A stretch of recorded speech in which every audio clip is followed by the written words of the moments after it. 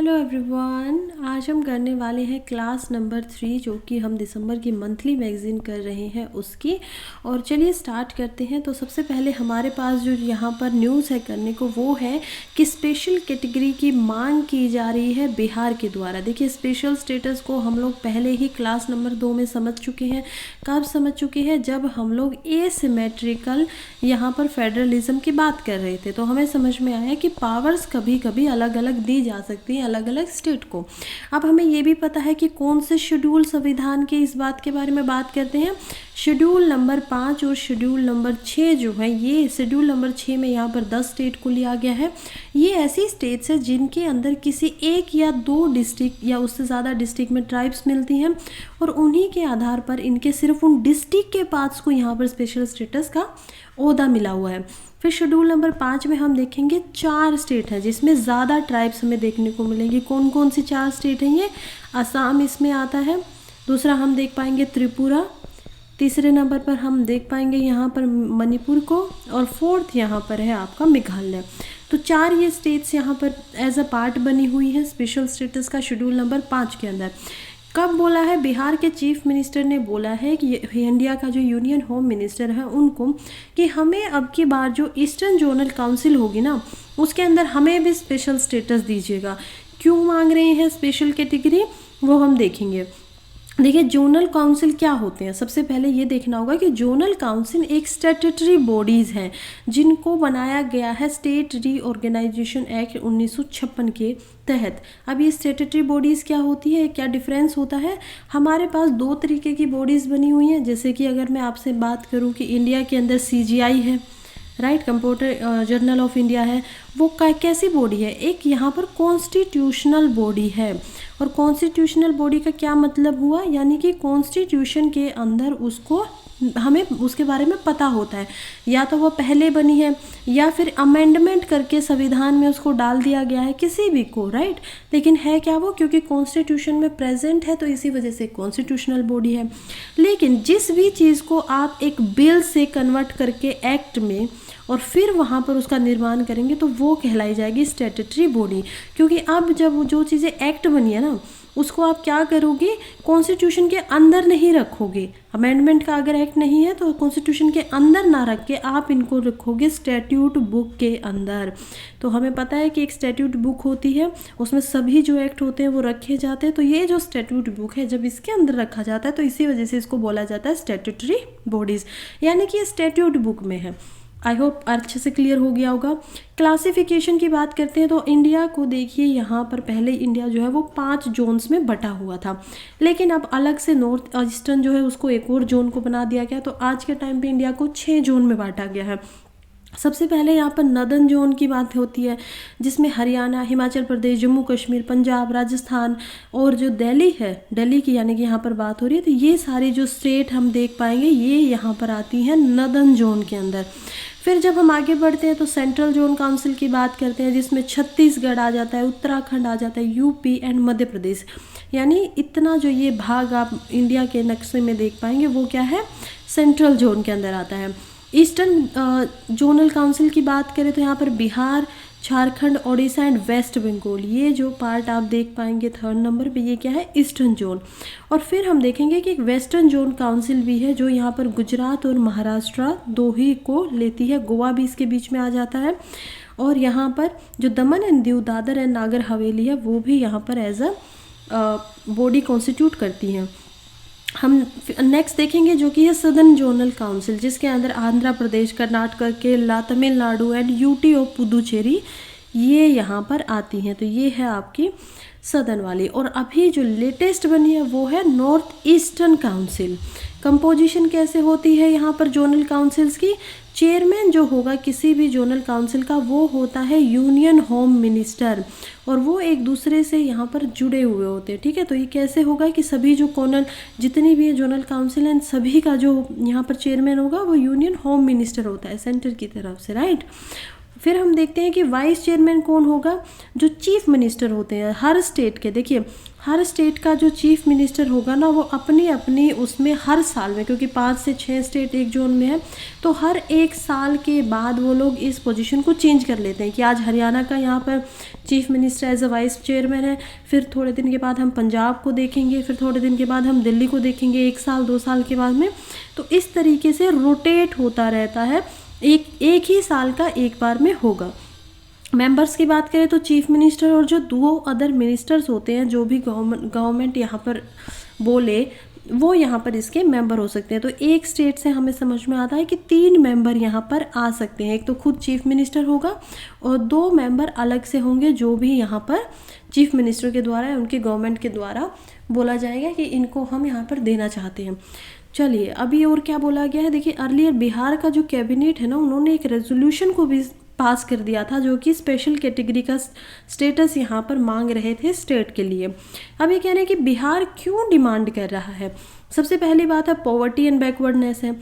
हमें ये समझ में आता है 2011 का जब सेंसस का डाटा भी देखते हैं, क्योंकि 2021 का सेंसस का डाटा अभी नहीं आया और हर 10 साल में ये जो सेंसस है वो होनी चाहिए। 1972 में सबसे पहली बार सेंसस हुई थी और सबसे पहली वाली हुई थी 1981 में।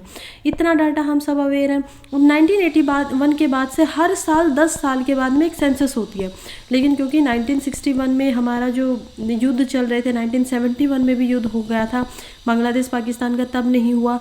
और अब 2021 में जो होनी थी वो अब तक नहीं हुई है। 2024 आ चुके हैं, क्योंकि बीच में कोविड आ गया था, अभी इलेक्शन है, बहुत कारणों की वजह से। तो हमारे पास डाटा क्या है अभी 2011 का, और उसी डाटा से भी हम ये देख सकते हैं कि सबसे जो पुअरेस्ट स्टेट है, वो पुअरेस्ट यानी सबसे गरीब स्टेट क्या है, बिहार है इंडिया के अंदर में। फिर अगर हम नेशनल फैमिली हेल्थ सर्वे इनके बारे में देखते हैं तो वो भी कुछ ऐसी ही प्रतिक्रिया दिखाते हैं। तो यही है कि बैकवर्डनेस बहुत ज़्यादा है, लोग पिछड़ा बहुत ज़्यादा है। फॉर इंस्टांस अगर एग्जांपल की तरह देखें तो बिहार का कास्ट सर्वे ये बताता है कि जो 34.1% बिहार के हाउस होल्ड हैं वो पुअर हैं, यानी कि 1/3 अगर मैं बात करूं तो इतने ज़्यादा लोग यहाँ पर पुअर कैटेगरी में आते हैं। फिर दूसरी बात है जियोग्राफिकल चेंजेस। देखिए स्टेट में ना रेगुलर फ्लड आती रहती है, बार बार यहाँ पर फ्लड्स वगैरह देखने को मिलते हैं, खासकर जो नदर्न रीजन है, और बहुत बार यहाँ पर सूखा भी देखने को मिलता है सदर्न पार्ट्स के अंदर, जो कि बिहार के एग्रीकल्चर की प्रोडक्टिविटी के ऊपर बहुत ज़्यादा यहाँ पर इम्पैक्ट करता है। एग्जाम्पल देखें तो 73.63% of geographical area of north Bihar, जिसको प्रोन माना जाता है कि वो फ्लड के यहाँ पर प्रोन है, कि उसमें ज़्यादा यानी कि 80% तक का एरिया, 74% तक का एरिया ऐसा है जिसमें फ्लड यहाँ पर आ सकती है किसी भी टाइम के अंदर। फिर 38 डिस्ट्रिक्ट हैं बिहार में, और उनमें से 28 डिस्ट्रिक्ट ऐसी हैं जिनमें फ्लड आती ही रहती हैं, और 15 डिस्ट्रिक्ट ऐसी हैं जिनमें सबसे ज़्यादा वर्स्ट अफेक्टेड है, कि बहुत ज़्यादा फ्लड आती है, बहुत ज़्यादा बाढ़ आती है, जिसकी वजह से प्रॉपर्टी का नुकसान होता है, लाइफ्स चली जाती हैं, खेत जो होते हैं उनका नुकसान होता है, और इंफ्रास्ट्रक्चर जो घर मकान ये सारी चीज़ें हैं वो भी यहाँ पर नुकसान झेलते हैं। फिर देखते हैं कि इम्पैक्ट ऑफ बाइफर्केशन। देखिए ये बात आपको पता होगी, बिहार जो था वो उसके अंदर पहले झारखंड भी था, और झारखंड और बिहार एक ही स्टेट होते थे। जब इन दोनों को अलग अलग कर दिया गया, यानी कि बिहार में से जब एक और स्टेट निकाल दी गई झारखंड के नाम से, तो उसकी वजह से जो इंडस्ट्रीज़ थी उनका भी रीलोकेशन हो गया, कुछ यहाँ पर झारखंड के अंदर चली गई।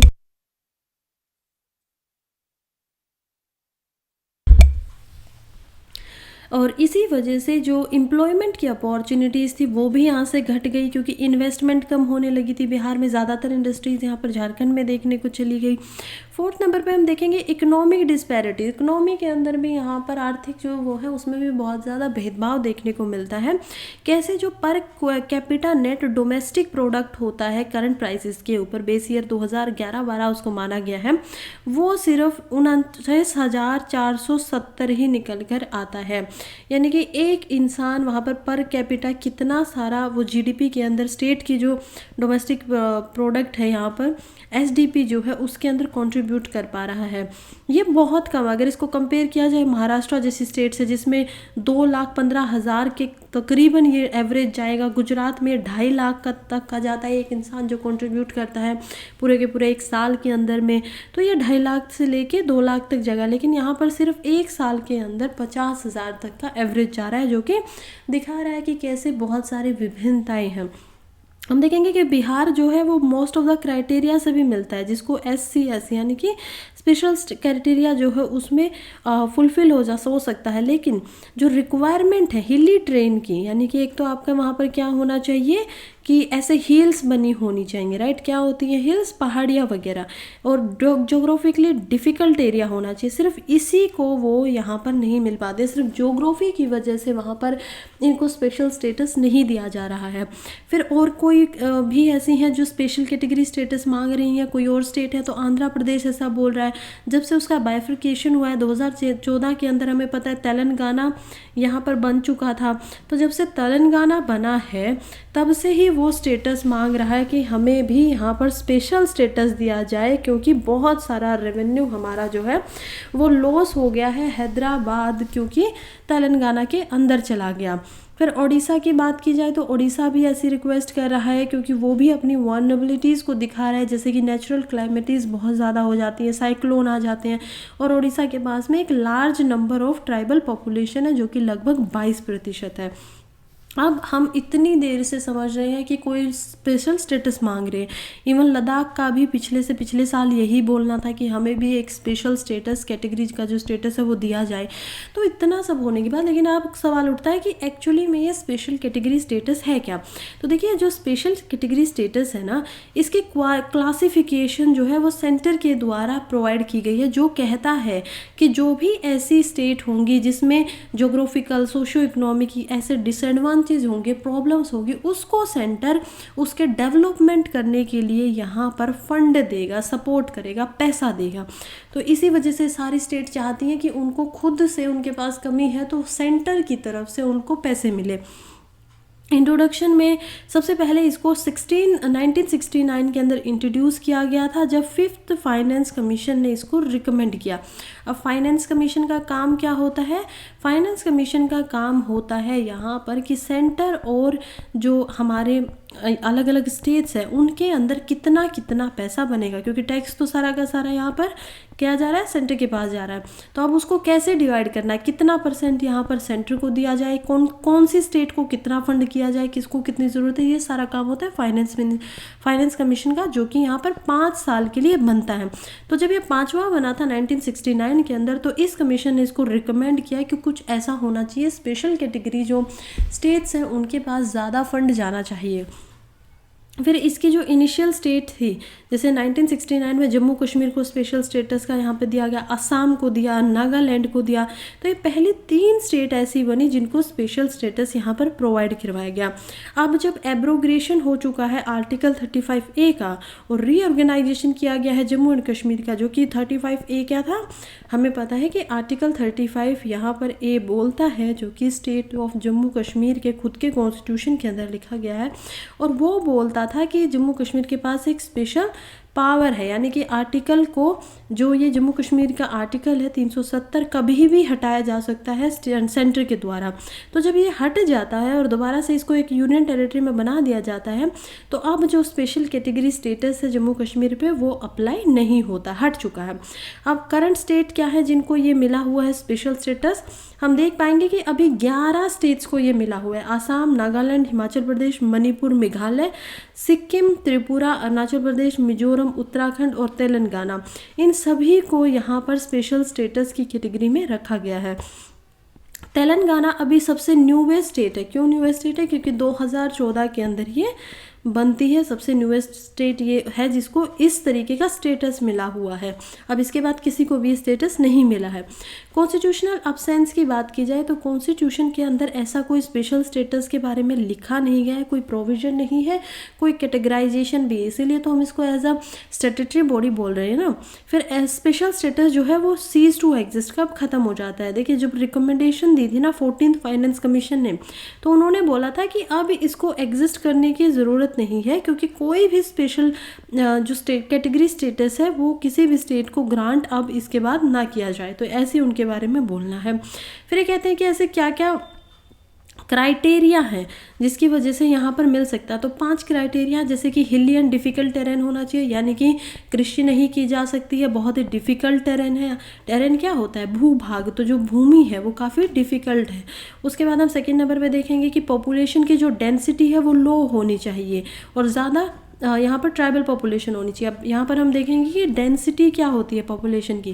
देखिए पॉपुलेशन की डेंसिटी का मतलब होता है कि मान लीजिए आपने कोई एरिया लिया, तो एरिया डिवाइडेड बाय पॉपुलेशन, यानी कि अगर 1 किलोमीटर आपने एरिया लिया है तो 1 किलोमीटर के अंदर यहाँ पर कितने लोग रहते हैं। सपोज़ कीजिए 1000 लोग रहते हैं, तो ये क्या माना जाएगा, ये माना जाएगा कि इसकी पॉपुलेशन डेंसिटी इतनी है। ठीक है, तो ये हमें समझ में आता है कि वो लो होनी चाहिए, कम होनी चाहिए। जैसे हाईएस्ट किसकी है, यहाँ पर हाईएस्ट हम बांग्लादेश की देख पाते हैं, सिंगापुर जो देश जो है कंट्री है वहाँ पर भी बहुत ज़्यादा पॉपुलेशन डेंसिटी है, इंडिया की भी कुछ कम नहीं देखने को मिलती है। तो ये जो हमें पॉपुलेशन डेंसिटी मिलती है वो बहुत ही ज़्यादा, इसका मतलब है कि कम एरिया के अंदर बहुत ज़्यादा लोग रह रहे हैं। फिर यहाँ पर स्पेशल एम्फेसिस किस चीज़ पे किया गया है, ट्राइबल पॉपुलेशन के ऊपर। नेक्स्ट हम देखते हैं जो कि है स्ट्रेटेजिक लोकेशन के बारे में बात कर रहा है कि ऐसा होना चाहिए कि थोड़ी लोकेशन जो है वो थोड़ी ज़्यादा स्ट्रेटेजिक हो और इंटरनेशनल बॉर्डर्स के अगर आसपास है तो भी उसको ज़्यादा प्रेफरेंस दी जाएगी। फोर्थ है यहाँ पर इकोनॉमिक एंड इंफ्रास्ट्रक्चरल बैकवर्डनेस, कि ऐसा हो गया कि इंफ्रास्ट्रक्चर के अंदर यहाँ पर बैकवर्डनेस देखने को मिलती है, तो भी इस पे ध्यान दिया जाएगा। फिफ्थ यहाँ पर है कि देखिए जो non viable nature of state finance, कि ऐसा होना चाहिए कि वो खुद को यहाँ पर स्टेट का जो फाइनेंस है वो खुद को यहाँ पर पूरे तरीके से डेवलपमेंट नहीं कर सकता है, कमी रह जाती है, लेकनेस रह जाती है। तो ये सारे रीजंस हैं जो क्राइटेरिया हैं जिसकी वजह से मिलता है।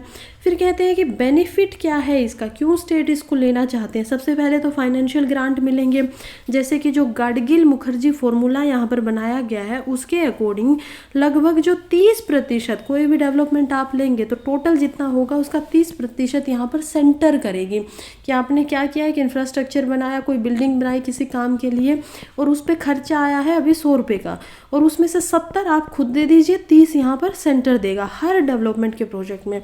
हाँ, हम देखेंगे कि जब से प्लानिंग कमीशन का अबॉलिशन किया गया है 2014 में, जो हमारा प्लानिंग कमीशन था उसको हटा दिया गया और उसकी जगह पे क्या लाया गया, नीति आयोग। तो जब से यहाँ पर हम देखते हैं कि प्लानिंग कमीशन को हटा दिया गया तो इनके फंडिंग मैकेनिज्म के अंदर कुछ चेंज लाया गया। अब जो असिस्टेंस है उसको बढ़ा दिया गया है, यानी कि 41% जो है उसको बढ़ा दिया गया है 15th फाइनेंस कमीशन में, जो कि 32% था।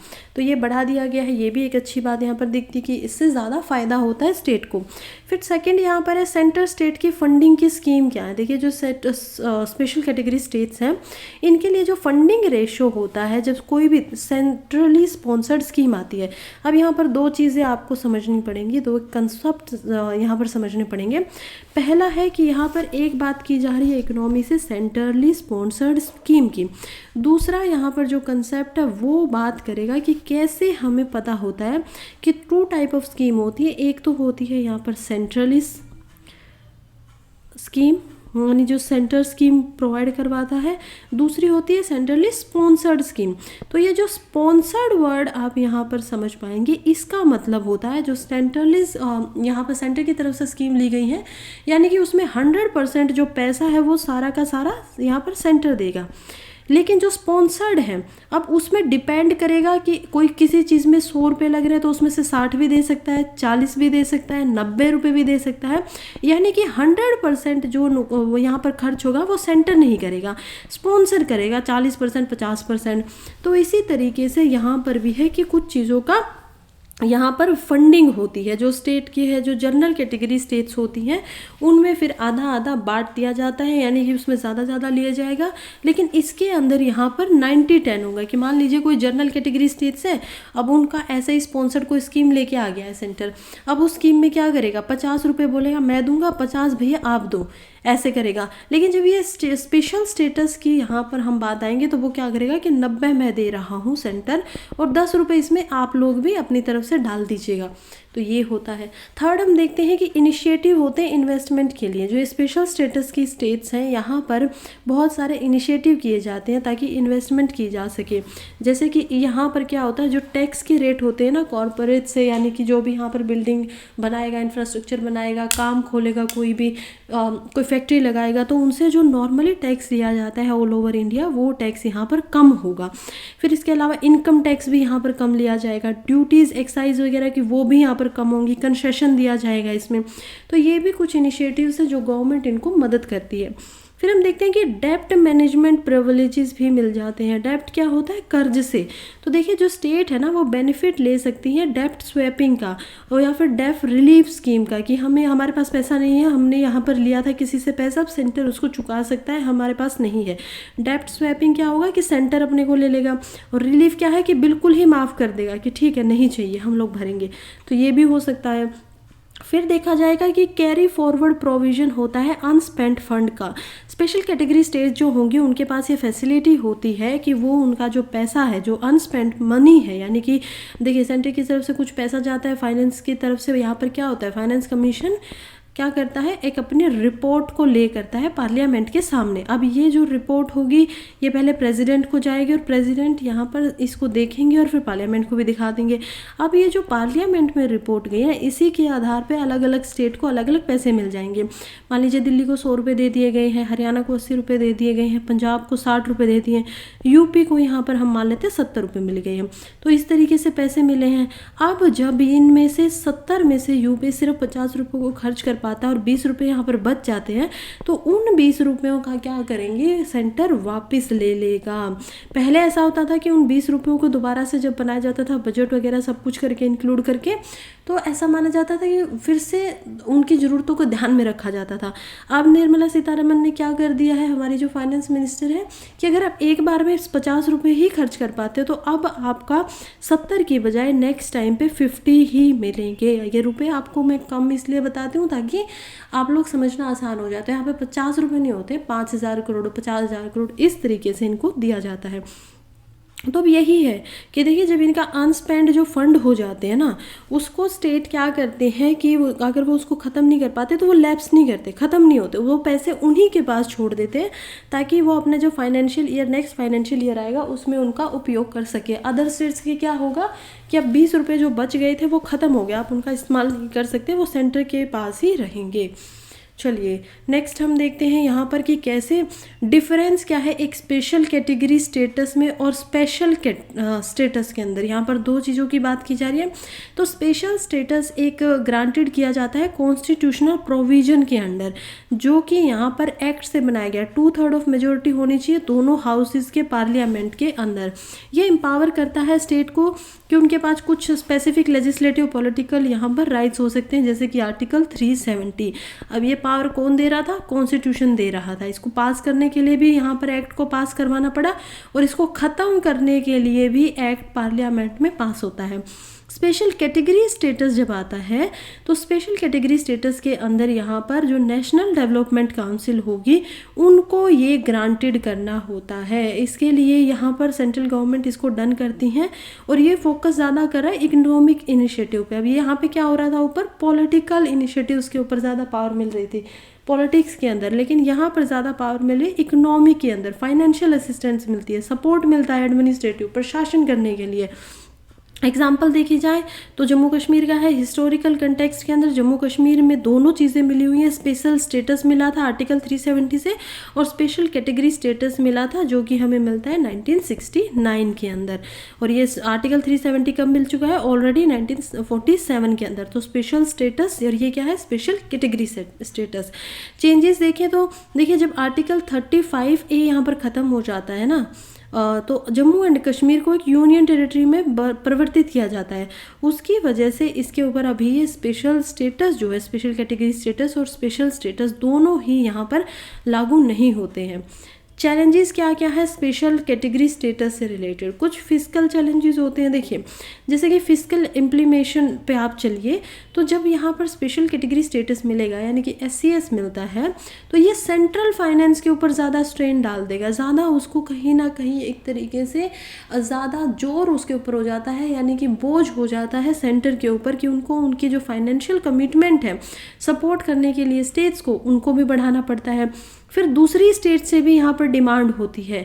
जब स्पेशल स्टेटस की बात आती है तो दूसरी जो स्टेट्स हैं वो भी ऐसी डिमांड करने लग जाती हैं, वो भी कहती हैं कि हमें भी दीजिए स्पेशल स्टेटस, हम भी जो कैटेगरी का स्टेटस है SCS, जैसे कि अभी आंध्र प्रदेश, उड़ीसा और बिहार मांग रहा है।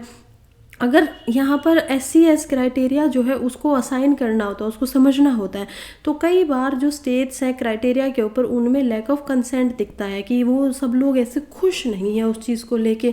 इसी वजह से जो SCS का स्टेटस है वो एक परसिस्टेंट यहाँ पर इशू बना ही हुआ, लगातार एक वो चिंता का विषय बना होता है। परफॉर्मेंस डिस्पेंसेंसीज यहाँ पर देखी जाती है कि कैसे कुछ डाटा बताता है कि जो SCS स्टेट है जैसे जम्मू कश्मीर, उत्तराखंड, वो कहीं ना कहीं पीछे रह जाती हैं नॉन SCS स्टेट से, like Haryana, Punjab economic progress के अंदर है कि दोनों के पास इतना ज़्यादा फ़र्क नहीं है, लेकिन फिर भी कुछ स्टेट जो है वो पीछे रह जाती हैं जिनको यहाँ पर सेंटर की तरफ से पैसा मिल रहा है। इसी वजह से उनको लगता है कि ज़्यादा इनोवेशन करने की क्या ज़रूरत है। फिर हम चलते हैं कि एलोकेशन इंक्रीज़ करना पड़ता है। देखिए, जो ये 42% का इंक्रीज़ किया गया था ना 14th फाइनेंस कमीशन के अंदर, ये भी सवाल उठा देता है कि अभी जो ये SCS का स्ट्रक्चर है वो कितना ज़्यादा इम्पोर्टेंट है या कितना ज़्यादा आज के टाइम पे रेलेवेंस रख रहा है और क्यों इतना ज़्यादा पैसा मिलना चाहिए। फिर यहाँ पर है कि यूनिफॉर्म ट्रीटमेंट होना चाहिए स्टेट्स के लिए, लेकिन फिर से मैं आपको बता दूं कि इंडिया के अंदर एसिमेट्रिकल फेडरलिज्म है, तो यहाँ पर ऐसा ज़रूरी नहीं है कि हम लोग सभी सिमिलर करें, लेकिन कह रहे हैं कि होना चाहिए। यूनिफॉर्म क्या होता है? सभी के साथ एक जैसा। तो ये जो ट्रीटिंग है ना कि सभी स्टेट्स को इक्वली ट्रीट करें, वो फाइनेंस कमीशन ने भी यहाँ पर एम्फेसाइज किया है, जोर दिया है उसके ऊपर कि अगर ऐसा नहीं करेंगे तो ये जो चैलेंजेस है SCS को बनाने में वो कहीं ना कहीं सिलेक्टिवली स्पेसिफिक स्टेट को मिलते हैं, और इस वजह से जो दूसरे स्टेट्स हैं उनके साथ यहाँ पर हम देख पाएंगे कि इक्वल ट्रीटमेंट नहीं हो पाता है। वे फॉरवर्ड क्या दिए गए हैं, सॉल्यूशंस क्या क्या हो सकते हैं, अब इस समस्या भी हमने अच्छे से समझ लिया। सॉल्यूशन हो सकते हैं, देखिए सबसे पहले तो क्राइटेरिया के ऊपर कंसेंसन होना चाहिए, सभी को इसमें मानना चाहिए, सभी के सभी स्टेट्स को कि एक ऐसा क्राइटेरिया बनाओ। एक बहुत ही क्रिटिकल नीड अभी है कि जनरल कंसेंसस बनाया जाए स्टेट्स के अंदर जो भी प्रिंसिपल गाइड कर रहे हैं। जैसे कि 5 को हमने पहले देखा, तो अगर हो सकता है कि सभी स्टेट चाहते हैं किसी एक को और जोड़ दो, तो एक को और जोड़ दो, 6 बना दो, लेकिन उसके अंदर जितनी भी इंडिया के अंदर स्टेट्स हैं उन सभी का यहाँ पर कंसेंसस हो जाए, वो सभी इस बात के लिए राजी हो जाए, रजामंद हो जाए। फिर हम देखते हैं कि इकोनॉमिक पॉलिसी की इंटरेक्शन की भी बात हो रही है। देखिए, इंटीग्रेशन की जब बात हो रही है तो ये जो SCS स्टेट है यहाँ पर वो बेनिफिट उनको तो मिल जाता है, लेकिन जो रियल इम्पैक्ट पड़ता है ना वो यहाँ पर बची हुई इंडिविजुअल स्टेट की इकोनॉमिक पॉलिसीज़ पे मिलेगा, क्योंकि सेंटर ने इनको तो दे दिए 60 रुपये, दूसरी स्टेट्स को यहाँ पर सिर्फ 20-20 रुपये दे रखे हैं, तो उनके ऊपर ज़्यादा इम्पैक्ट पड़ता है कि उनको और ज़्यादा फंड मिल सकता था अगर इनको यहाँ पर SCS का स्टेटस नहीं मिला हुआ होता। तो फिर हम देखते हैं कि स्टेट की कैपेसिटी एम्पावरमेंट के ऊपर भी यहाँ पर फ़र्क पड़ता है। कैसे जो स्टेट है उनको रिकॉग्नाइज़ करना चाहिए, उनकी खुद की इंडस्ट्रियल स्टेट यहाँ पे एक पॉलिसी एनवायरनमेंट बनाना चाहिए कि वो सेल्फ रिलायंस हो सके, खुद में आत्मनिर्भर हो सके, ना कि सेंटर के ऊपर यहाँ पर रिलाई करें, निर्भर रहें। एक अल्टरनेटिव अप्रोच भी है, जैसे कि इनको एक अल्टरनेटिव अप्रोच के बारे में यहाँ पर सोचना चाहिए। एक बार रघुराम राजन कमेटी जो बैठाई गई थी उन्होंने सजेस्ट किया था कि कैसे एक मल्टी डायमेंशनल इंडेक्स बनाया जाना चाहिए सभी को फंड एलोकेशन के लिए। तो 2013 के अंदर ये रघुराम राजन कमेटी सेट की गई थी सेंटर के द्वारा, जिन्होंने बिहार को लीस्ट डेवलप कैटेगरी के अंदर रखा कि ये सबसे कम विकसित यहाँ पर है और उनके लिए एक नया मेथड बनाया कि कैसे एक मल्टी डायमेंशनल, यानी कि एक ही फंड इसी बात पे मत दो कि वो SC/S कैटेगरी में है, बल्कि और सारी बातों को ध्यान रखो, बहुत सारी बातें होनी चाहिए, मल्टीपल यहाँ पर होना चाहिए कि किस वजह से आपको 10 रुपये में, ठीक है आपके यहाँ पर मान लीजिए 2 रुपये आपको एक्स्ट्रा दे देता हूँ क्योंकि आपके यहाँ पर क्या है, थोड़ा डिफिकल्ट ट्रेन है, मैं आपको 3 रुपये इस चीज़ के दूंगा, मैं आपको 2 रुपये एजुकेशन स्टेटस पे दूंगा, मैं आपको 3 रुपये यहाँ पर हेल्थ पे दूंगी। तो इस तरीके से डिवाइड करेंगे तो ये ज़्यादा आसान रहेगा और पर्टिकुलरली स्पेसिफिक जो चीज़ें हैं उसी आधार पर इनको बांटा जाएगा। नेक्स्ट हम देखते हैं जो कि है parliamentary panels favour recriminalisation of adultery. क्या बात कर रही है, देखिए जो पार्लियामेंट स्टैंडिंग कमेटी है ना होम अफेयर्स के ऊपर, उन्होंने सजेस्ट किया है कि जो अडल्ट्री होती है उसको री इंस्टीट्यूट कर दिया जाए एज अ क्राइम, जो कि भारतीय न्याय संहिता 2023 के अंदर डाला गया था। कमेटी ने तीनों लॉ को, कानूनों को यहाँ पर एग्जामिन किया है और उसके बाद उन्होंने जो इंडियन पिनल कोड IPC को यहाँ पर बदल रहा है और CRPC को यहाँ पर चेंज करा है, इवन IEA यानी कि इंडियन एविडेंस एक्ट को बदल रहा है, उन सभी को इन्होंने एग्जामिन करके रिप्लेस करने के लिए हामी भर दी थी। इन्होंने कमेटी ने रिकमेंड किया कि जो अडल्ट्री है वो जेंडर न्यूट्रल होनी चाहिए और उसको क्रिमिनलाइज कर देना चाहिए। अडल्ट्री होती क्या है, अडल्ट्री का यहाँ पर मतलब होता है कि आप पहले से ही शादीशुदा हो या कमिटेड हो, आप हस्बैंड भी हो सकते हो, आप वाइफ भी हो सकते हो। पहले क्या होता था कि अगर हस्बैंड कहीं पे बाहर जाके अडल्ट्री कर रहा है तो कोई एक्शन वाइफ नहीं ले सकती है, लेकिन अगर वाइफ कहीं पे कर रही है तो वाइफ के खिलाफ यहाँ पर कोई एक्शन नहीं होगा, लेकिन हस्बैंड जिस भी दूसरे इंडिविजुअल, जिस भी दूसरे मेल के साथ यहाँ पर वो कोई भी संबंध बना रही है उसको जेल में डलवा सकता था, जो कि 7 साल होती थी। तो ये पनिशमेंट कहाँ किसको मिलती थी, यहाँ पर इस इंडिविजुअल को मिलती थी, थर्ड पर्सन को। अब अडल्ट्री क्या की जा रही है कि अब जो पनिशमेंट होगी वो हस्बैंड को भी मिल सकती है और अब जो पनिशमेंट होगी यहाँ पर वो वाइफ को भी मिल सकती है। तो ऐसा ज़रूरी नहीं है कि औरत को नहीं मिलेगी। तो जेंडर न्यूट्रल की बातें की गई हैं, तो इसी लाइन पे बनाइए। ये रिकमेंडेशन है 5 साल के बाद आई है। देखिए इसमें क्या हुआ ना, 5 जजेस का कॉन्स्टिट्यूशन बेंच बिठाया गया था सुप्रीम कोर्ट के द्वारा, जिन्होंने डीक्रिमिनलाइज कर दिया था अडल्ट्री को 2018 में जोसेफ सीने वर्सेस यूनियन ऑफ इंडिया के केस में।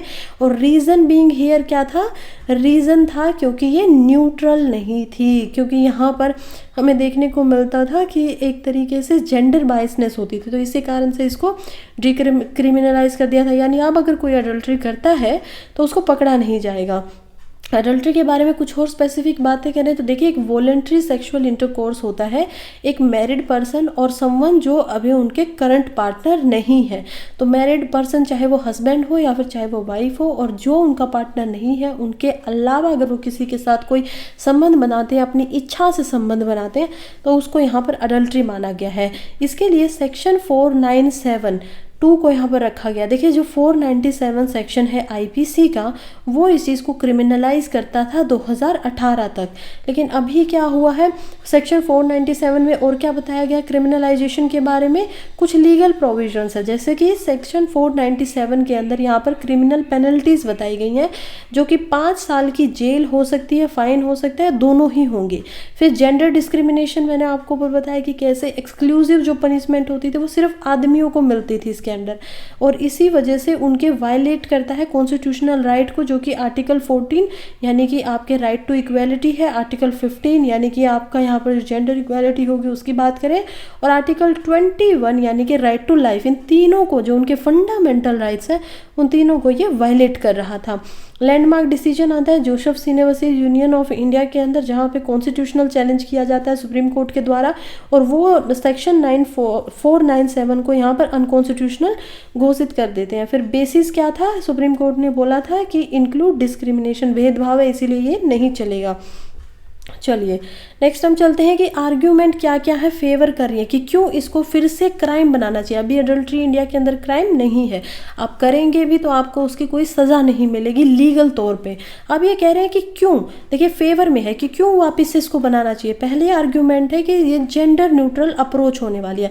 अभी कमेटी का क्या बोलना है कि अगर आपने सेक्शन 497 को यहाँ पर हटा दिया है तो IPC से वो इसी वजह से हटाया गया था क्योंकि उसके अंदर यहाँ पर जो एक एक मैरिड वुमन है उसको एक तरीके से प्रॉपर्टी की तरह देखा जाता था हस्बैंड की, कि वो एक तरीके से हस्बैंड की प्रॉपर्टी है, लेकिन ऐसा नहीं होना चाहिए। इसे में मली मात कमेटी 2003 के अंदर बैठती है जो कहती है कि क्रिमिनल जस्टिस सिस्टम के अंदर रिफॉर्म्स लाने की ज़रूरत है, और इसी वजह से वो अपनी एक रिपोर्ट को पब्लिश करती है जो कि कहती है adultery can be retained as a offence but gender neutral terms. कि अडल्ट्री को आप यहाँ पर ऑफेंस तो मान लीजिए, क्राइम तो मान लीजिए, लेकिन जेंडर न्यूट्रल बनाइए ना। ऐसा भी होना चाहिए कि वाइफ भी जब यहाँ पर चाहती है कि उसके हस्बैंड को गिरफ्तार किया जाए तो वो होना चाहिए, या फिर यहाँ पर वाइफ की अगर गलती है तो वाइफ को भी होना चाहिए। ऐसा नहीं होना चाहिए कि सिर्फ वाइफ यहाँ पर एज अ क्राइम माना जा रहा है, रेदर जो उनके साथ जो दूसरे इंडिविजुअल जुड़े हुए हैं एनीवन, उन दोनों को ही माना जाना चाहिए। तो थोड़ा न्यूट्रल होना चाहिए चीज़ें। सेकंड यहाँ पर दिखाई देती है protecting the institution of marriage. देखिए अब हमारी कुछ सभ्यता इसमें बहुत ज़्यादा मेन इम्पोर्टेंट रोल बना रही है कि मैरिज का इंस्टीट्यूशन जो भारत में ना उसको बहुत ज़्यादा सेक्रेड माना जाता है, यानी कि बहुत ही पवित्र है, और इसमें क्या है बहुत सारी फैमिलीज़ जुड़ी हुई हैं। उसके अलावा सबसे बड़ी बात है चिल्ड्रन। जब एक चाइल्ड किसी शादी के अंदर जुड़ जाता है तो उसका फ्यूचर के ऊपर बहुत सारी यहाँ पर इम्प्लीकेशन हो जाती हैं अगर ऐसे कुछ टर्म्स या अडल्ट्री जो है वो समाज के अंदर प्रिवेल करती है। तो यही कारण है कि इससे क्या होगा ना, अगर ये क्राइम की कैटेगरी में हो जाएगा तो दोनों हस्बैंड वाइफ इस डर से अडल्ट्री नहीं करेंगे कि कहीं उनको सज़ा ना मिल जाए और कहीं उनका खुद की लाइफ यहाँ पर ख़राब ना हो जाए। तो इसी वजह से क्या होगा कि अडल्ट्री एक थ्रेट माना जा रहा है, खतरा माना जा रहा है कि ये तो मैरिज का जो इंस्टीट्यूशन है इंडिया में जो स्टेबिलिटी लेके आता है फैमिलीज़ में, अगर वही नहीं रहता, उसी के प्रति ये खतरा है, वो उसी को इमोशनली और साइकोलॉजिकल ट्रॉमा दे देते हैं हस्बैंड वाइफ अगर कोई भी अडल्ट्री में है तो इसी वजह से ये प्रोटेक्ट नहीं कर पाता फैमिलीज़ को। तो कमेटी ने ये भी बोला है कि जो इंस्टीट्यूशन ऑफ मैरिज है वो बहुत सेक्रेड है इंडियन सोसाइटी में, और उसी की वजह से सेक्शन 497 को यहाँ पर भारतीय न्याय संहिता के अंदर जेंडर न्यूट्रल फॉर्म्स में हम लेके आएंगे। फिर एक्ट ऑफ डिटरेंस की यहाँ पर बात हो रही है। देखिए जो इंटेंशन है ना यहाँ पर, वो इंटेंशन जब है कि इसको क्रिमिनलाइज क्यों किया जाए, उसका ये है कि प्रेजेंट डे के अंदर यहाँ पर अडल्टरर जो है वो बहुत ज़्यादा डेटर कर रहे हैं, जैसे कि बहुत सारे क्राइम इनके अंदर देखने को मिल रहे हैं और उसी को क्राइम की कैटेगरी में रखा गया है। फॉर एग्ज़ाम्पल यहाँ पर बहुत सारे मर्डर वगैरह, नॉर्मली बहुत सारे क्राइम देखने को मिले और इसी वजह से यहाँ पे इसको हटाया जा रहा है। फिर हम देखते हैं कि इन्फोर्समेंट की कमी है, आर्ग्यूमेंट कर रहे हैं। तो देखिए जो लॉ है ना वो तो ठीक है, लेकिन ऐसा माना जा रहा है कि ये जो लॉ होगा वो फेल हो जाएगा अडल्ट्री जैसे यहाँ पर जो एक्ट है उनको रोकने के लिए। सच फेलियर्स फिर भी एट्रीब्यूट नहीं कर सकते कि लॉ इटसेल्फ फेल हो गया है, क्योंकि बस इन्फोर्समेंट ख़त्म हो जाएगी, कम रहेगी। यानी कि आप किसको पकड़ेंगे, हो सकता है कि वाइफ यहाँ पर शिकायत ना करे तो ऐसे ही पुलिस जो है वो सुओ मोटो तो नहीं कर सकती किसी भी केस के अंदर, सेल्फ से नहीं पकड़ सकती है। हो सकता है हस्बैंड यहाँ पर अडल्ट्री करे और वाइफ यहाँ पर अडल्ट्री करे और हस्बैंड उसकी शिकायत ना करे, तो इन्फोर्समेंट में ये कम हो सकता है। लेकिन इसकी वजह से जो एक सोच बनेगी, जो एक सोच निकल कर आएगी कि अडल्ट्री गलत है, वो समाज में अच्छा इम्पैक्ट डालेगी, ऐसा यहाँ पर कमेटी का मानना है। फिर ये कहते हैं कि देखिए एक सोशल हार्मोनी बनानी बहुत ज़रूरी है। जब यहाँ पर क्रिमिनलाइजेशन की बात आती है अडल्ट्री की, तो ये एक सोशल हार्मोनी, सोशली जो एक भाईचारा होता है उसको यहाँ पर ज़्यादा बढ़ा सकती है और इसकी वजह से जो डिस्करेज करेगी एक्स्ट्रा मैरिटल अफेयर को, ये कम कर देगी। और इन्हीं के वजह से क्या होगा, फैमिलीज जो है वो स्ट्रॉन्ग बनेंगी, एक दूसरे के साथ अच्छे से जुड़ी रहेंगे। इससे पब्लिक की जो मोरालिटी है वो भी बूस्ट होगी। क्रिमिनल लॉ जो होते हैं हर जगह पे, समाज में आप कहीं पे भी देख लीजिए पूरे वर्ल्ड में, उनको गार्डियन माना जाता है मोरल प्रिंसिपल्स का, जो नैतिक प्रिंसिपल होते हैं। नैतिकता क्या होती है, मान लीजिए नैतिकता होती है चोरी ना करिए, किसी को मारिए मत, तो इन्हीं के हिसाब में आप देखेंगे कि चोरी के लिए यहाँ पर कोई लॉ बनाया गया, अगर उन्होंने किसी ने किया तो क्या करेंगे, उनको पनिशमेंट क्या मिलेगी।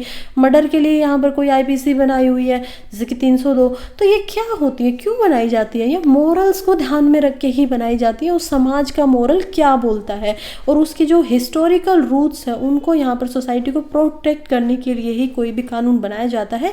और ये भी माना गया है कमेटी के द्वारा कि ये जो कानून होगा ना, ये जो आएगा तो ये मोरल वैल्यूज़ को सोसाइटी में दिखाएगा, गवर्न करेगा, और इसी वजह से जो पब्लिक की मोरालिटी है, नैतिकता जो है वो ज़्यादा इससे हम देख पाएंगे बूस्ट होगी, ज़्यादा अच्छे से बन पाएगी। अब इसके खिलाफ भी कुछ आर्ग्यूमेंट से क्या क्या खिलाफ आर्ग्यूमेंट है, जैसे कि वायलेशन ऑफ पर्सनल फ्रीडम। देखिए आर्टिकल 21 जो है ना वो अच्छे से बोलता है कि राइट टू फ्रीडम है आपके पास, राइट टू लाइफ भी है और राइट टू आपका कुछ पर्सनल फ्रीडम का भी यहाँ पर होना चाहिए। तो कोई भी मैरिज या कोई भी अलायंस एक इंसान से उसके खुद के शरीर का राइट यहाँ पर नहीं छीन सकता। तो सबसे बड़ा तो यही हो जाता है। तो ये जो कानून बनने वाला है अडल्ट्री के ऊपर, ये डिस्क्रिमिनेटरी था जब ग्राउंड ऑफ सेक्स के ऊपर बात किया जा रहा था और उसको ख़त्म करना भी ज़रूरी था भेदभाव से। लेकिन जब आप इसको फिर से ला रहे हो तो ये सिर्फ राइट टू लाइफ के भी यहाँ पर खिलाफ है और लिव विद डिग्निटी, यानी इज्जत और सम्मान के साथ आप जी सके। ये कौन सा आर्टिकल हमें देता है? आर्टिकल 21 जो है हमारे संविधान का, जो कि हमारा मौलिक अधिकार है, फंडामेंटल राइट है, वो हमें प्रोवाइड करता है। लेकिन कहीं ना कहीं ये ब्रीच कर देगा उसका। क्रिटिक का ये भी मानना है कि पर्सनल रिलेशनशिप के अंदर जहाँ पर कंसेंटेड अडल्ट है, जहाँ पर दोनों संबंध जो बना रहे हैं वो अग्री करते हैं उस बात से, उनका कंसेंट है उसके अंदर, तो वहाँ पर कोई भी ऐसा रीज़न नहीं आता है जो हार्म कर रहा है दूसरों को। देखिए अगर मान लीजिए आप एक अडल्ट हैं, 18 साल से आप ऊपर हो चुके हैं और दो इंसान आप अपनी आपसी सहमति से कोई भी अपने बीच में रिश्ता रखना चाहते हैं, तो इससे दूसरों को क्या नुकसान होना चाहिए? क्यों उनको उनका जीवन जीने का अधिकार नहीं मिल रहा है? ऐसा यहाँ पर क्रिटिक का ये आर्ग्यूमेंट है। दूसरा हम देखेंगे जो कि है ट्रांसफॉर्मेशन ऑफ सोसाइटी। अब ये कह रहे हैं कि अब जो सोसाइटी का एटीट्यूड है ना मैरिज को लेके, रिश्तों को लेके, वो बदल रहा है। देखिए हम बहुत ज़्यादा इवॉल्व करते आए हैं। कभी एक टाइम पे हम लोग क्या होते थे, होमो हैबिलियस होते थे, फिर उससे यहाँ पर चेंज आते हैं, होमो इरेक्टस बन जाते हैं, फिर उसके बाद हम देख पाते हैं कि आगे आके होमो सेपियंस यहाँ पर निकल कर आएंगे। और होमो सेपियंस भी, कभी हम बहुत बड़ी एग्रीकल्चरल्स यहाँ पर हंटर गैदरर होते थे, आज क्या यहाँ पर हमारी जो सोसाइटीज़ है वो हंटिंग गैदरिंग करती है? नहीं करती है। लेकिन उस टाइम पे भी एक सोसाइटिकल स्ट्रक्चर हमें था, ग्रुप छोटे होते थे, 8 से 10 लोगों का ही ग्रुप होता था, बैंड्स बोला जाता था उनको, लेकिन फिर भी ग्रुपिंग में रहते थे। फिर हम लोग एग्रीकल्चरिस्ट बन गए, आज फिर इंडस्ट्रियलिस्ट बन चुके हैं, आज फिर डिजिटल एरिया आ गया है। तो ये चीज़ें इवॉल्व हो रही हैं और इसी वजह से एक टाइम पे जहाँ पर जब हम जाते हैं हंटिंग गैदरिंग के अंदर या फिर हम आगे बढ़ के एग्रीकल्चर सोसाइटी में आते हैं और जहाँ पे अडल्ट्री बहुत कॉमन होती थी, वहाँ पर ऐसा कुछ नहीं था कि आपने मैरिज कर लिया तो ठीक है इसी चीज़ में आप रहेंगे। लेकिन फिर उसको बोला जाता है कि वो सिविलाइज सोसाइटी नहीं थी, सभ्य समाज उस टाइम पे नहीं होते थे। फिर समाज की फॉर्म बदलती है और हम लोग फॉर्म बदलने के बाद आज एक सभ्य समाज की कैटेगरी में आते हैं। लेकिन आप देखिए कि समय के साथ साथ एवोल्यूशन जो है वो हमेशा होता ही रहता है और यही देखने को मिल रहा है कि आज का जो समाज है वो भी ट्रांसफॉर्म हो गया। अब उनका एटीट्यूड, उनका जो देखने का नज़रिया है वो बदल चुका है और इसी वजह से कानून को भी इस चीज़ में बदलाव दिखाना चाहिए जो सोसाइटी के अंदर बदले हुए हैं। क्रिमिनलाइजेशन को अब एक आउटडेटेड मोरल वैल्यूज़ की तरह रिफ्लेक्ट किया जा रहा है कि यहाँ पर जो कंटेम्प्रेरी पर्सपेक्टिव है किसी इंडिविजुअल की खुद के ऊपर जो उसकी क्षमता होती है, उसकी जो बराबरी होती है दूसरों के साथ, उसको कहीं ना कहीं अलाइन नहीं कर रहा है अगर यहाँ पर इसको क्रिमिनलाइज कर दिया जाता है तो। फिर कहते हैं कि marriage is no longer considered sacred. देखिए आज के टाइम पे मैरिज जो है वो एक ऐसा इंस्टीट्यूशन बन चुका है जिसमें दोनों एक दूसरे की रिस्पेक्ट तो करते हैं लेकिन उसको पवित्र नहीं माना जाता है। हर जगह पे डाइवोर्स बहुत कॉमन हो चुकी है, तो उसका क्या दिखा रहा है, यानी कि वो पवित्र नहीं रहा, वो सेक्रेड नहीं रहा है। तो जब जब ये सोशल के जो नॉर्म्स है, नियम कानून बदल रहे हैं तो इंडिविजुअल की ऑटोनॉमी यहाँ पर बढ़ रही है। यानी कि पहले क्या होता था कि फैमिली सबसे ज़्यादा पार्ट करती थी, सोसाइटी, आपका जो नेबरहुड है वो आपके लाइफ में सबसे ज़्यादा पार्ट होता था। लेकिन आज के टाइम पे ये पार्ट घट रहा है और जो इंडिविजुअल फ्रीडम है वो यहाँ पर बढ़ रही है। जैसे कि यूएस से जैसे हम समाजों से देख सकते हैं कि वहाँ पर इंडिविजुअल फ्रीडम को ज़्यादा मान्यता मिली, आज से पहले ही मिल चुकी है, 100-200 साल पहले। तो इसी तरीके से इंडिया की सोसाइटी भी बदल रही है और इवॉल्व हो रही है। वो उसके मैरिज की जो पर्सपेक्टिव है, नज़रिया है, वो भी यहाँ पर इवॉल्व होते दिखाई दे रहे हैं। अब जो यंगर जनरेशन आ चुकी है वो पर्सनल चॉइसेस पे ज़्यादा ध्यान दे रही है, करियर के ऊपर ज़्यादा फोकस करती हैं, हैप्पीनेस खुशी पे ज़्यादा ध्यान देती हैं, जिसकी वजह से एक मोर डाइवर्स और डायनामिक अंडरस्टैंडिंग बन रही है यहाँ पर रिलेशनशिप्स को लेके। और जो ट्रेडिशनल नोशन थे कि शादी को किस तरीके से होना चाहिए, कैसे वो पवित्र होनी चाहिए, सैक्रेड होनी चाहिए, वो अब बदल रहे हैं। फिर हम देखते हैं कि adultery as a civil wrong. देखिए क्या बोल कर रहे हैं ना कि अडल्ट्री को सिविल रॉन्ग तो माना जाइए, यानी कि समाज में उसको गलत तो माना जाना चाहिए, इसमें बिल्कुल भी ये बात नहीं है कि ऐसा करना उचित है, ये बहुत गलत है। लेकिन फिर इसको सिविलरी की फैमिली लॉज के थ्रू आप कर दीजिए या फिर डाइवोर्स प्रोसीडिंग में कर दीजिए। अगर कोई भी इंसान, देखिए अभी क्या होता है ना कि अडल्ट्री के बेस पर कोई भी हस्बैंड वाइफ आपस में डाइवोर्स नहीं ले सकते हैं, तो ये भी तो गलत है ना। आप एक काम करिए, आप उसको क्रिमिनलाइज करने की बजाय, क्रिमिनल मानने की बजाय आप क्या करिए, आप उसको 5 साल की सज़ा दे रहे हो, बल्कि ये चीज़ आप कर दीजिए कि अगर कोई अडल्ट्री कर रहा है तो हस्बैंड वाइफ आपस में क्या कर सकते हैं, तलाक ले सकते हैं, क्योंकि दोनों एक दूसरे के साथ खुश नहीं हैं, तभी तो वो कहीं बाहर जाकर उसमें रिश्तों की जो भी ढूंढ रहे हैं वट एवर रीजन्स। लेकिन दूसरे इंसान को जिसके साथ भी चीटिंग हुई है, धोखा हुआ, उसको इतना हक होना चाहिए कि वो उस इंसान से दूर हो सकता है। तो ऐसा कुछ यहाँ पर आर्ग्यूमेंट दी जा रही है। फिर कह रहे हैं कि इतने पर्सनल मैटर्स को क्रिमिनलाइज करना कहीं ना कहीं डिसअप्रोप्रिएट होगा, डिसप्रपोर्शनेट भी हो सकता है, जैसे कि ये खाम खाई के अननेसेसरी लीगल इंटेंगलमेंट जो है उनको बढ़ावा देगा। वैसे ही हमारी जो जुडिशरी है उसके ऊपर बहुत ही ज़्यादा बर्डन यहाँ पर है, तो ये उस बर्डन को भी और ज़्यादा बढ़ाएगा। और सुप्रीम कोर्ट का भी मानना ये है कि अगर इसको एक क्राइम की तरह ट्रीट करा गया तो ये बहुत ही ज़्यादा एक्सट्रीम प्राइवेसी के अंदर इंट्रूजन हो जाएगा। सुप्रीम कोर्ट खुद इस चीज़ के खिलाफ है कि यहाँ पर क्रिमिनलाइजेशन होना चाहिए। उनका मानना है कि इतना प्राइवेट मैटर जो है किसी 2 इंसानों का या 3 इंसानों का, उनके बीच में यहाँ पर स्टेट को इतना ज़्यादा क्यों घुसना है, उनको उनका जीवन दे देना चाहिए, छोड़ देना चाहिए। जो मैट्रिमोनियल फेयर जो है उसको छोड़ देना चाहिए, अलग कर देना चाहिए। हाँ, अच्छा ये होगा कि यहाँ पर डाइवोर्स के लिए ग्राउंड छोड़ दिया जाए कि अगर ऐसा कुछ होता है तो यहाँ पर डाइवोर्स दोनों दंपतियाँ जो है वो ले सकते हैं। फिर फोकस किया जा रहा है कंसेंट एंड म्यूचुअल अग्रीमेंट के ऊपर। देखिए ऐसा माना जा रहा है कि आप प्यूनिटिव मेजर लेने की बजाय, यानी कि पनिशमेंट जो आप दे रहे हो, ऐसा करने की बजाय फोकस क्या करना चाहिए कि फोस्टरिंग कम्युनिकेशन। देखिए कम्युनिकेशन, बातचीत करिए, अंडरस्टैंडिंग बनाइए, और दोनों जो पार्टनर्स हैं उनको क्या करना चाहिए, बातचीत करके ही अपने मसलों को यहाँ पर ख़त्म करना चाहिए। इससे बच्चों पे इम्पैक्ट क्या पड़ेगा, अगर अडल्ट्री को यहाँ पर क्रिमिनलाइज कर दिया गया तो ऐसा माना जा रहा है कि जो फ्यूचर होने वाला है ना बच्चों का, जिस चीज़ के लिए आप इसको लाना चाहते हो, रोकना चाहते हो, वही बहुत ज़्यादा अफेक्ट हो जाएगा, ख़राब हो जाएगा, क्योंकि बच्चे जो है वो लीगल प्रोसीडिंग के अंदर यहाँ पर फंस के रह जाएंगे। इससे अलग यहाँ पर स्टिग्मा एसोसिएट हो जाएगा क्रिमिनल चार्जेस का, जो बच्चों के वेलबींग को यहाँ पर हार्म कर सकता है। और फैमिली काउंसिल जैसी जो प्रपोज्ड किए गए हैं कंस्ट्रक्टिव अप्रोच होनी चाहिए कि अगर ऐसा अडल्ट्री वगैरह कुछ है तो आप फैमिली काउंसिल करवा दीजिए, उनको बैठ के बातचीत करवाइए, कोई काउंसलर हो, साइकोलॉजिस्ट वगैरह हो, तो ये होना यहाँ पर ज़्यादा ज़रूरी है। अब आप सोचेंगे कि इतना ज़्यादा प्रभाव कैसे पड़ता है। देखिए कानून जो होता है ना, कानून अगर आपने कोई बना लिया है तो जब उसको सब गलत मानने, पनिशमेंट मानने, तो वो आने वाली जनरेशन्स के अंदर, उनके दिल के अंदर बहुत बड़ा एक गहरा इम्पैक्ट होता है। लेकिन ऐसा भी नहीं है कि 100% लोग यहाँ पर एक जो चीज़ कानून में गलत मानेंगे उसको करते नहीं है, करते हैं, चाहे वो छोटी मोटी चोरियां हो, चाहे वो मर्डर हो, चाहे वो बहुत सारे केसेस होते हो, लोग उसको भी करते हैं। लेकिन फिर भी जैसे कि आप देखिए कि आर्टिकल 377 जब यहाँ पर हटता है तो उसके बाद से जो हेट्रोसेक्सुअल हम लोग देख पाते हैं उसको उसके नज़र से हटाकर होमोसेक्सुअल जो पीपल है उनको भी यहाँ पर ज़्यादा इज्जत से समाज में देखा जाता है। फिर हम देखते हैं ट्रांसजेंडर्स के राइट के बाद में तो वो कहीं ना कहीं कुछ % जो लोग होते हैं उनके ऊपर ज़्यादा इम्पैक्ट डालता है। तो इसी वजह से इसमें बच्चों पे क्या होगा, एक कलंक लग जाएगा, एक स्टिग्मा उनके साथ हमेशा के लिए जुड़ जाएगा कि उनके किसी पेरेंट को जेल में जाना पड़ा, वो क्रिमिनल थे।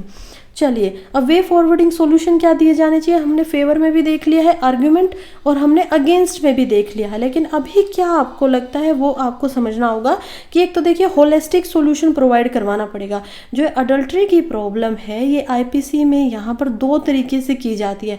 पहला तो यहाँ पर इसको क्रिमिनलाइज किया जाए इंस्टीट्यूशन ऑफ मैरिज के हिसाब से, और दूसरा ये है कि treating women as a property, की वुमेन को जो है प्रॉपर्टी की तरह ट्रीट किया जा रहा था, इसी वजह से यहाँ पर वुमेन वुमन जब कुछ अपने अगर कोई भी बना रही है, मान लीजिए वो किसी इंसान की प्रॉपर्टी तो नहीं है कि तुमने मेरे खेत के अंदर तुम आ गए हो तो अब तुम्हारे ऊपर मैं केस कर सकता हूँ, ऐसा नहीं होना चाहिए। वुमन की खुद की आइडेंटिटी है, वो अपनी मर्जी से कुछ करी है तो उसको ये ऑप्शन मिलना चाहिए। तो इसी वजह से इसको अगर ये क्रिमिनलाइजेशन भी हो रहा है तो ये जेंडर न्यूट्रल बिल्कुल होना चाहिए। दूसरी प्रॉब्लम है पैट्रियार्की की प्रॉब्लम। देखिए जो पहली प्रॉब्लम होगी ना वो अनरिजोल्व रह जाएगी, क्योंकि आप मैरिज के ऊपर बात कर रहे हो। अगर आपने इसको क्रिमिनलाइज बना भी दिया तो भी जो समाज है वो पैट्रियार्की है, उसको अगर जड़ से आप ठीक नहीं करेंगे तो भी जो जेंडर न्यूट्रल होगा उससे कुछ ज़्यादा फ़ायदा यहाँ पर देखने को नहीं मिलेगा। फिर हम देखते हैं कि एक फॉरवर्ड लुकिंग अप्रोच की ज़रूरत है।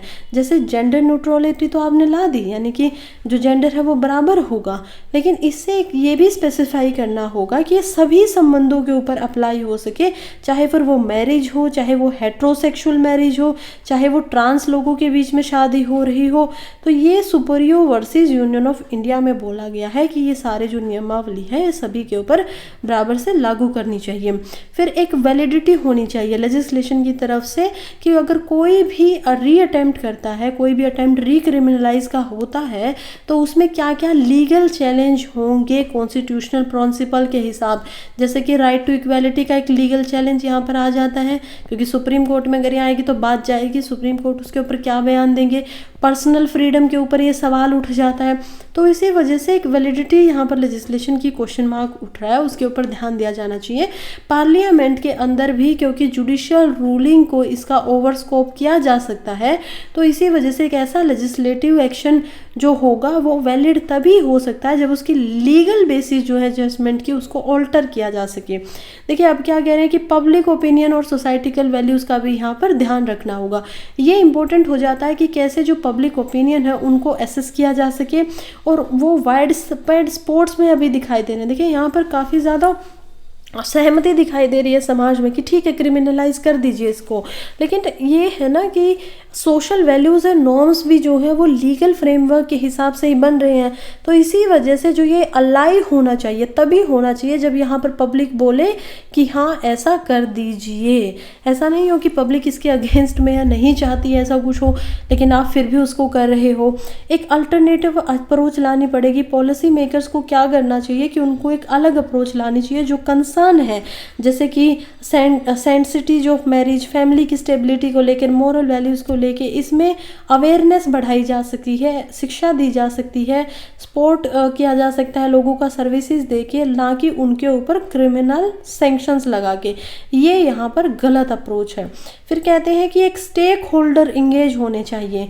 देखिए इसमें बहुत सारे स्टेक होल्डर हैं, लीगल एक्सपर्ट हैं, एक्टिविस्ट हैं, रिप्रेजेंटेटिव्स हैं अलग अलग कम्युनिटीज़ के, जो सब मिलकर इस ये जो डिसीजन मेकिंग हो रही है इसके ऊपर और काम किया जा सकता है, और ज़्यादा इस पर सोच विचार किया जा सकता है कि कैसे इसको ठीक करें, या कैसे यहाँ पर जो बातें चल रही हैं इसको क्रिमिनलाइज करने की, तो क्रिमिनलाइज ना करके और कोई ऑप्शन क्या क्या किया जा सकता है। चलिए नेक्स्ट हम चलते हैं जो कि है ऑल इंडिया जुडिशियल सर्विस को। कंसेंट क्या है, प्रेसिडेंट ने रिसेंटली एक ऑल इंडिया जुडिशियल सर्विस के लिए यहाँ पर कॉल किया था कि ऐसे जो रिक्रूट करेगी जजेस को, और ये कब किया गया है, जब सुप्रीम कोर्ट ने कॉन्स्टिट्यूशनल डे को सेलिब्रेट किया। देखिए हमारे जो प्रेसिडेंट है द्रौपदी मुर्मू, उन्होंने बोला कि यहाँ पर सुप्रीम कोर्ट के लिए एक ऑल इंडिया जुडिशियल सर्विस होनी चाहिए। अब इसके ऊपर बहुत सारे केस हो चुके हैं जिनको जजेस केस के नाम से यहाँ पर जाना जाता है। तो ये जो जजेस केस के क्या बोल रहे हैं कि ये अगर ये सर्विस बनती भी है तो इसको सुप्रीम कोर्ट नकार देता है कि नहीं हम इस जुरिस्डिक्शन में आते ही नहीं हैं। तो चलिए इसको समझते हैं कि पूरा का पूरा मुद्दा क्या है।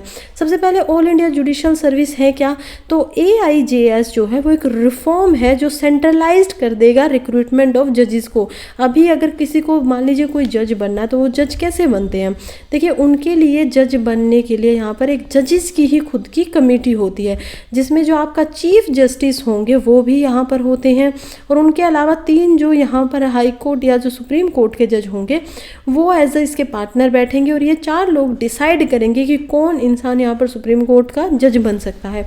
तो इसकी वजह से ये कह रहे हैं कि जब रिक्रूटमेंट की बात आती है डिस्ट्रिक्ट के जज के ऊपर, या डिस्ट्रिक्ट के जज जितने भी स्टेट्स में उनके ऊपर, तो उनको रिक्रूट करने के लिए यहाँ पर ऑल इंडिया जुडिशियल सर्विस बननी चाहिए। ऐसा ही फिर यूनियन पब्लिक सर्विस कमीशन के हिसाब से बोला जा रहा है कि जैसे सेंट्रल रिक्रूटमेंट होती है, कैंडिडेट को कैडर मिलते हैं, लोअर जुडिशरी के जजेस को रिक्रूट सेंटर करता है, तो इसी तरीके से फिर उनको स्टेट में वो अलाइन करे कि कौन सी स्टेट में आपको जाएंगे, कौन सा आपको कैडर मिलेगा। क्या पहले ऐसे प्रपोजल आए हैं? हाँ, ऐसे प्रपोजल्स पहले भी आए हैं। जैसे कि सेंट्रलाइज जुडिशियल सर्विस बनाने का पहला जो प्रपोजल था वो लॉ कमीशन की 1958 की रिपोर्ट में ही आ गया था, जो कह रहा था कि कैसे रिफॉर्म्स की ज़रूरत है, सुधार की ज़रूरत है यहाँ पर जुडिशरी के एडमिनिस्ट्रेशन में, जुडिशरी का जो प्रशासन होता है। और ये आइडिया बार बार प्रपोज कर रहा था। लॉ कमीशन की रिपोर्ट फिर से आती है 1978 में, फिर से इसमें डिले आ जाते हैं कि केसेस बहुत ज़्यादा डिले हैं लोअर कोर्ट्स के अंदर, उन्हीं के हिसाब से इसमें सुधार की फिर बात होती है। और फिर से एक बार बोला जाता है कि AIGS को यहाँ पर लाना चाहिए। एक ड्राफ्ट बिल भी लाया जाता है 2006 के अंदर। पार्लियामेंट्री स्टैंडिंग कमेटी बनती है पर्सनल पब्लिक ग्रीवेंसेस की लॉ जस्टिस, जो कि 15वीं रिपोर्ट अपनी छापती है, जो कहती है कि हाँ, एक पैन इंडिया लेवल की जुडिशियल सर्विस यहाँ पर बननी चाहिए। फिर कॉन्स्टिट्यूशन डे के ऊपर ये बोला गया था, तो कॉन्स्टिट्यूशन डे के बारे में भी ज़रा कुछ जान देते हैं कि इंडिया जो है वो अपना कॉन्स्टिट्यूशन डे जो है नवंबर 26 को मनाता है। क्यों मनाता है नवंबर 26 को? क्योंकि हमें पता है हमारा जो संविधान है उसके ऊपर जब प्रियम्बल बनता है तो उसका इनेक्टमेंट हुआ था यहाँ पर नवंबर 26 के दिन को, इसी वजह से इसको बनाया जाता है। इसी दिन को सबसे पहले यहाँ पर इसको एज अ लॉ डे मनाया जाता था, लेकिन इसको मॉडिफाई कर दिया 2015 में और इसको संविधान दिवस के नाम से मनाया जाने लगा। एम क्या है इसका? एम है कि जो लोग हैं वो संवैधानिक वैल्यूज़ को अपने जीवन में लेके आ सके, फॉलो कर सके। अडॉप्शन कब हुई थी यहाँ पर कॉन्स्टिट्यूशन की? वो हुई थी नवंबर 26, 1949 के अंदर। मैं फिर कह रही हूँ, अगर आप प्रियम्बल पढ़ेंगे तो उसमें साफ साफ लिखा हुआ है डेट ऑफ अडॉप्ट। तो डेट ऑफ अडॉप्ट और इनेक्ट की जब बात आती है तो वो होती है 26 नवंबर 1949 की। और इन्फोर्समेंट की डेट क्या है यहाँ पर? 26 जनवरी 1950 की। इसी वजह से यहाँ पर जो 26 जनवरी है, और ये इसी वजह से दिन को चूज़ किया गया था इनेक्ट करने के लिए, क्योंकि 1930 में यहाँ पर इसी दिन के अंदर पूर्ण स्वराज की भी मांग की गई थी। तो इसी वजह से इसको पूरे के पूरे यहाँ पर 20 साल के बाद इन्फोर्स करने की कोशिश की, और इसको एज अ गणतंत्र दिवस के रूप में आज भी हम मनाते हैं।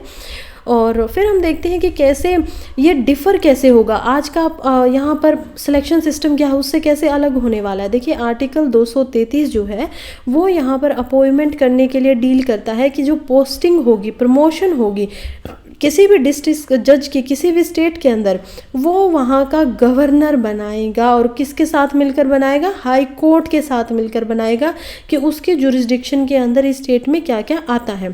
फिर आर्टिकल 234 बोलते हैं कि रिक्रूटमेंट होगी किसी पर्सन की, उसको जुडिशियल जज बनाने के लिए, जुडिशियल सर्विस में लाने के लिए जब उसको यहाँ पर रिक्रूट किया जाएगा तो ये भी यहाँ पर आर्टिकल 234 के अंदर होगा।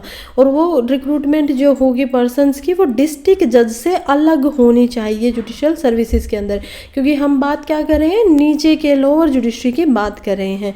फिर जो ऑल लोअर जुडिशरी जज होते हैं यहाँ पर, उनका लेवल जो होगा वो डिस्ट्रिक्ट जज के सिलेक्शन जो होंगे, डिस्ट्रिक्ट जजेस का जो सिलेक्शन होता है वो होता है जुडिशियल सर्विस एग्जामिनेशन के तहत। तो उनसे जितने भी लोअर पे हैं उनके लिए यहाँ पर ऑल इंडिया एक जुडिशियल सिस्टम बनाया जाए, ताकि अभी देखिए ये पर्टिकुलर स्टेट में है, अगर आप यूपी से हैं तो यूपी के अंदर ही आपको जो एज अ जज बन सकते हैं आप, और वो भी कौन बताएगा? हाई कोर्ट बताएगा प्लस गवर्नर बताएगा। लेकिन अगर आप ऑल इंडिया यहाँ पर जुडिशियल सर्विस में आ गए तो अब आप एक जज तो बन गए, अब आपको यूपी में भी भेजा जा सकता है, अब आपको यहाँ पर कश्मीर में भी भेजा जा सकता है। तो ये यहाँ पर होता है फ़र्क ऑल इंडिया होने का, कि आप सिर्फ उसी स्टेट में अब नहीं रह पाएंगे। तो स्टेट के जो पब्लिक कमीशन सर्विस होती है वो डिस्ट्रिक्ट के जजेस को यहाँ पर जुडिशियल सर्विस एग्जामिनेशन कराती है, और फिर उनका प्रोसेस जो है वो यहाँ पर करवाया जाता है हाई कोर्ट से मिलकर। सिलेक्शन वगैरह में हर चीज़ में हाई कोर्ट जो है वो उसके साथ बैठते हैं, हाई कोर्ट का जज बैठता है। एक पैनल होता है हाई कोर्ट के जजेस का जो इंटरव्यू करते हैं कैंडिडेट का उनके एग्ज़ाम के बाद, और उनको फिर वो अपॉइंटमेंट के लिए यहाँ पर सिलेक्ट करते हैं। आर्टिकल 236 का ये भी बोलना है कि एक डिस्ट्रिक्ट जज जो होगा वो एक या तो सिविल कोर्ट का जज हो सकता है, या एडिशनल डिस्ट्रिक्ट जज हो सकता है, जॉइंट डिस्ट्रिक्ट जज हो सकता है, असिस्टेंट डिस्ट्रिक्ट जज माना जा सकता है, चीफ जज हो सकता है किसी स्मॉल कोर्ट का, चीफ प्रेसिडेंसी मजिस्ट्रेट हो सकता है, यहाँ पे चीफ प्रेसिडेंसी मजिस्ट्रेट हो और भी हो सकता है, एडिशनल चीफ प्रेसिडेंसी मजिस्ट्रेट हो सकता है, सेशन जज हो सकता है, एडिशनल सेशन जज हो सकता है, असिस्टेंट सेशन जज हो सकता है। तो एक सिविल जज और जो सेशन जज होते हैं उनमें फ़र्क बस यही होता है कि जो सिविल मामलों पर यहाँ पर जजमेंट देंगे वो सिविल है, और जो क्रिमिनल मामलों पर यहाँ पर जजमेंट देते हैं वो यहाँ पर होते हैं सेशन जज। चलिए, अब एडवांटेजेस क्या होंगे, फ़ायदे क्या होंगे, क्यों इस प्रोसेस को अभी बदलना चाह रहे हैं। देखिए, एक तो इसमें ट्रांसपेरेंसी आएगी और एफिशिएंसी भी आएगी। अगर ऑल इंडिया जो जुडिशियल कमीशन है उसको बना दिया जाता है तो वह क्लियर फ्रेमवर्क होगा सिलेक्शन के प्रोसेस का। ऐसा नहीं होगा कि किसी जज को आप पसंद हो या फेवरिज्म ये सारी चीज़ें यहाँ पर चल रही हैं, नेपोटिज्म ये सारी चीज़ें चल रही हैं, तो वो सब यहाँ पर नहीं चलेगा। और इसी वजह से क्राइटेरिया होगा वो भी बिल्कुल ओपन होगा, पब्लिसाइड एवेल्युएशन होंगे, डिसीजन मेकिंग विजिबिलिटी दिखाई देगी। जो पब्लिक का ट्रस्ट है जुडिशरी के अंदर, न्यायपालिका के अंदर, उन सभी को और ज़्यादा बढ़ा देगा। सेकंड क्या है, लो जज टू पॉपुलेशन रेशो। देखिए, अब क्या होता है ना कि मान लीजिए पॉपुलेशन तो है यहाँ पर ज़्यादा और जजेज हैं वो कम है, इसी वजह से केसेस को बहुत टाइम लगता है सोल्व होने में, 4-4 5-5 साल लग जाते हैं। तो अगर ये एक डिस्पैरिटी जो है ना वो भी जुडिशियल डिलेज का कारण बन जाती है। अगर डेवलप नेशन में हम इस चीज़ को देखें तो इंडिया में सिर्फ 21 जज होते हैं 1 मिलियन सिटीजन पे, यानी कि 10 लाख लोगों के ऊपर 21 जजेस हैं। जबकि अगर यूएसए में देखें तो वहाँ पर 107 जजेस हैं यहाँ पर 10 लाख लोगों के ऊपर। तो ये बहुत बड़ा डिस्पैरिटी जो दिखाई दे रही है वो भी होती है। थर्ड, हम देखेंगे कि जुडिशियल वैकेंसीज, अगर ऑल इंडिया जुडिशियल सर्विस बन जाती है तो जितनी भी जुडिशियल वैकेंसीज होती हैं उनको फुलफिल करने में यहाँ पर मदद मिलेगी, जल्दी से उनको फुल किया जा सकेगा, जो कि एक सेंट्रलाइज्ड पूल बना देगा क्वालिफाइड कैंडिडेट के लिए। और इसके बाद हम देखेंगे मेरिट की बात की जा रही है, कैसे मेरिट और लीगल कॉम्पिटेंस हो सकते हैं। तो ये जो यूनिफॉर्म प्रोसेस होता है ये भी कहीं ना कहीं इंश्योर करेगा कि मेरिट के ऊपर ही यहाँ पर ज़्यादा दिया जाए, ध्यान दिया जाए। इससे जो क्रूशियल इंडिपेंडेंस है जुडिशरी की, न्यायपालिका के अंदर, वो और ज़्यादा बढ़ जाएगी कि हम लोग क्या है, इम्पार्शल, हम लोग भेदभाव नहीं करते हैं। फिर जो सिलेक्शन है उसमें भी यूनिफॉर्मिटी दिखाई देगी, पूरे के पूरे यहाँ पर हम देख पाएंगे ऑल इंडिया के अंदर अभी कोई स्टेट जो है वो किसी तरीके से यहाँ पर सिलेक्शन अपना बनाए हुए है, क्राइटेरिया बनाए हुए, कोई स्टेट किसी तरीके से बनाए हुए हैं। तो पूरा का पूरा जो रीजनल बायसेस है वो ख़त्म हो जाएंगे और एक नेशनल लीगल सिस्टम यहाँ पर बन पाएगा। इसमें यूनिफॉर्मिटी आएगी। मान लीजिए हरियाणा में जुडिशरी की एज आपने 21 साल रख दी है और पंजाब कह रहा है कि मैं तो इसको 25 रखूँगा, फिर हम बिहार में देखते हैं कि वो बोल रहे हैं कि नहीं हम तो 19 भी ठीक है। तो ये नहीं होगा। जो एज होगी, एलिजिबिलिटी होगी, सिलेक्शन का क्राइटेरिया होगा, क्वालिफिकेशन, रिजर्वेशन, ये सारी की सारी चीज़ें यहाँ पर सेम हो जाएंगी पूरे के पूरे भारत के अंदर। इससे एक तरीके से जो स्कोप है पॉलिटिकल इंटरफेरेंस का वो भी यहाँ पर घट जाएगा। जैसे 2017 में एक Haryana civil services paper leak का केस आया था जुडिशियल ब्रांच से, जिसमें जो फॉर्मर हाई कोर्ट के रजिस्ट्रार थे उनको अक्यूज़ किया गया कि उन्होंने कहीं ना कहीं सिस्टम में स्टेट लेवल पर रोट प्लॉगिंग की है, यानी कि उन्होंने कहीं ना कहीं यहाँ पर गलत लोगों को पैसे देकर या पॉलिटिकली अपने साथ उनका वो ध्यान में रखकर सिलेक्शन करवाया उनकी लिस्ट बनाते टाइम। तो ये गलत है। इसी वजह से यहाँ पर क्या होगा, जो पॉलिटिकल इंटरफेरेंस है वो घट जाएगा। इससे नेशनल इंटीग्रेशन ज़्यादा बढ़ेगी, यानी नेशन के अंदर जो एकता है वो इससे ज़्यादा बढ़ जाएगी, क्योंकि एक नेशनल पर्सपेक्टिव हो जाएगा जजेस के अंदर। उनको पता होगा कि उनको सिर्फ एक यहाँ पर कोई ऐसा नहीं, जैसे हाई कोर्ट के जजेस का क्या होता है, हाई कोर्ट के जजेस जरूरी नहीं है कि वो उसी स्टेट से हों। हाई कोर्ट के जजेस यूजुअली हो सकता है कि आप कश्मीर से, हो सकता है कि आप बिहार से, हो सकता है गुजरात से हो, लेकिन आप ड्यूटी कर रहे हो यहाँ पर जाकर आंध्र प्रदेश के अंदर। तो ये सारी चीज़ें होती हैं। इसी तरीके से इन जजेस को भी पता होगा कि कभी भी किसी और डिस्ट्रिक्ट या यहाँ पर जा सकते हैं, तो उनका पर्सपेक्टिव भी फिर वो नेशनल लेवल पे बनेगा।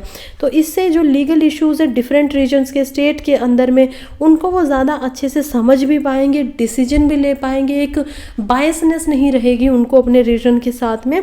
और ये जुडिशरी को ज़्यादा इन्फॉर्म्ड भी बनाएगा और इम्पार्शियल भी बनाएगा, यानी कि वो इम्पार्शियल है, उनको कोई फ़र्क नहीं पड़ता है, वो किसी के साथ नहीं है, वो बिल्कुल न्यूट्रल जगह पर खड़े हुए हैं। कॉन्स्टिट्यूशनल पर्सपेक्टिव क्या है यहाँ पर, कॉन्स्टिट्यूशन संविधान क्या बात करता है। तो देखिए पार्लियामेंट्री अथॉरिटी क्या है, जो 42nd अमेंडमेंट किया गया था ना, 42nd कॉन्स्टिट्यूशनल अमेंडमेंट कब होता है, ये होता है 1976 के अंदर। कौन करवाती है, इंदिरा गांधी करवाती हैं, और इसके अंदर बहुत सारे बदलाव होते हैं, इसी वजह से इसको एक मिनी कॉन्स्टिट्यूशन के नाम से भी जाना जाता है। तो जब ये होता है तो ये यहाँ पर आर्टिकल 312 को अमेंड कर दिया जाता है और बोलते हैं कि ऑल इंडिया जुडिशियल सर्विस बनेगी, और इसी के अंदर जैसे IAS होता है, IPS होता है, उसी तरीके से यहाँ पर AIJS हो जाएगा। लेकिन इसको फिर यहाँ पर क्या होता है कि खुद ब खुद जो सुप्रीम कोर्ट है वो इसको नकार देते हैं, नहीं मानते हैं। फिर राज्यसभा से अप्रूवल होता है। देखिए आर्टिकल 312(1) का कॉन्स्टिट्यूशन में सबसे पहले राज्यसभा उसको सपोर्ट करती है, उसके लिए 2/3 से ज़्यादा स्पेशल सपोर्ट जो होती वो उसका अप्रूवल चाहिए। और इसके अंदर क्राइटेरिया भी रखा गया है कि कैसे आर्टिकल 312(2) जो है उसके अंदर कोई भी स्टेट्स यहाँ पर इंक्लूड नहीं होंगी अगर डिस्ट्रिक्ट जज के लेवल से नीचे की कोई भी पोस्ट है। तो आर्टिकल 236 इस बात को भी बता रहा है, तो उसके अंदर इसको इंक्लूड नहीं किया जा सकता, यानी कि डिस्ट्रिक्ट लेवल पर ही आप इनको इंक्लूड करेंगे। तो जितने भी डिस्ट्रिक्ट लेवल के हमने जजेस की बात की है वो सभी ही इसके अंदर आएंगे ऑल इंडिया जुडिशियल सर्विस में।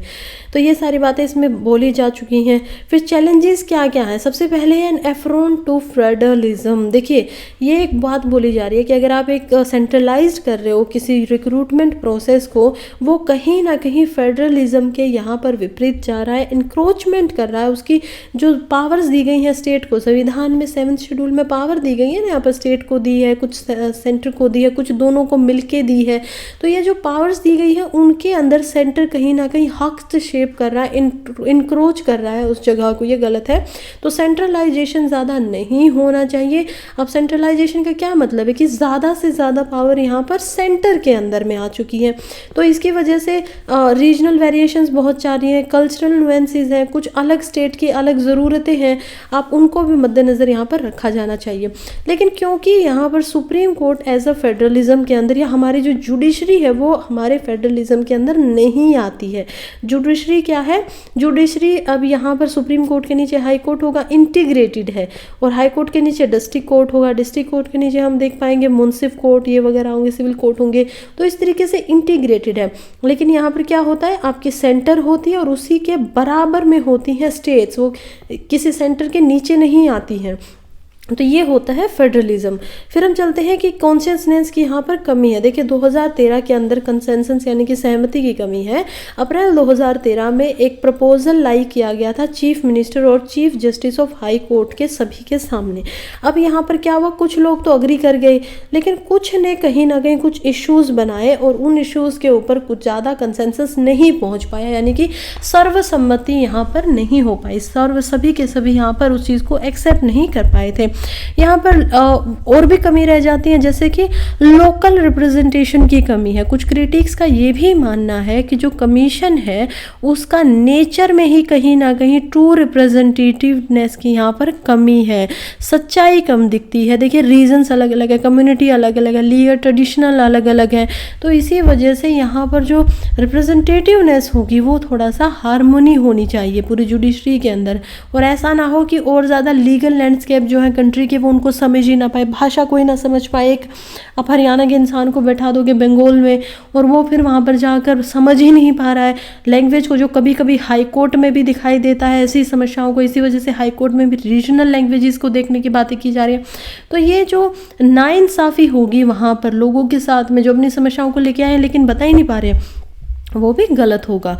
फिर जुडिशियल इंडिपेंडेंस की बात है। करंटली हाई कोर्ट के अंदर जो अपॉइंटमेंट देखा जाता है लोअर जुडिशरी का, वो यहाँ पर जो रोल है हाई कोर्ट का उसको कम कर देगा अगर AIJS आ जाएगा तो, क्योंकि अब जो काम होगा वो यहाँ पर अलग इंस्टीट्यूशन बनेगा वही उसको करेगा। तो ये कहीं ना कहीं सेपरेट कर देगा जुडिशरी को, जो एग्जीक्यूटिव के इन्फ्लुएंस से अलग करने की बातें की गई है उसको कहीं ना कहीं प्रॉब्लमेटिक बना देगा। तो इसीलिए यहाँ पर हमेशा कमीशन के ऊपर ये शक रहता रहेगा कि किसी पॉलिटिकल इन्फ्लुएंस के अंदर वो आ सकता है, जबकि हाई कोर्ट जो है वो बिल्कुल पॉलिटिकल इन्फ्लुएंस से अलग रहता है।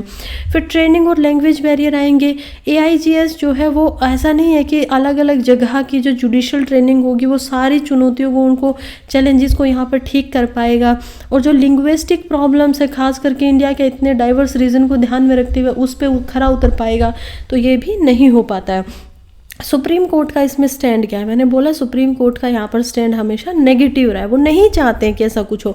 जैसे 1992 के अंदर ऑल इंडिया जजेस एसोसिएशन 1 होती है और यूनियन ऑफ इंडिया के खिलाफ ये केस चलता है, जहाँ पर सुप्रीम कोर्ट ये बोलता है कि वो ऑल इंडिया यहाँ पर जो सर्विसेज है उसको बना सकता है। फिर 1993 के अंदर इसी जजमेंट को रिव्यू किया जाता है कि नहीं, हम इस पर दोबारा विचार कर रहे हैं, और इसमें यहाँ पर कोर्ट बोलता है कि जो डिसीजन दिया गया था उसको रोक दीजिए, आप नहीं बना सकते हो। फिर 2017 के अंदर सुओ मोटो कोग्निजियंस यहाँ पर लेता है, यानी सुप्रीम कोर्ट खुद से ही, उसके पास कोई नहीं आया है, लेकिन खुद से ही वो एक बात निकालता है कि सुप्रीम कोर्ट डिस्ट्रिक्ट जजेस जो होते हैं उनका जो इश्यूज है उसके पीछे सेंट्रल सिलेक्शन मैकेनिज्म को यहाँ पर बनाया जा सकता है। तो सेंट्रल सिलेक्शन मैकेनिज्म क्या होगा? देखिए, ये एक यूनिफाइड सिस्टम होने वाला है जिसमें जजेस की अपॉइंटमेंट यहाँ पर की जाएगी। प्रोसेस क्या होगा?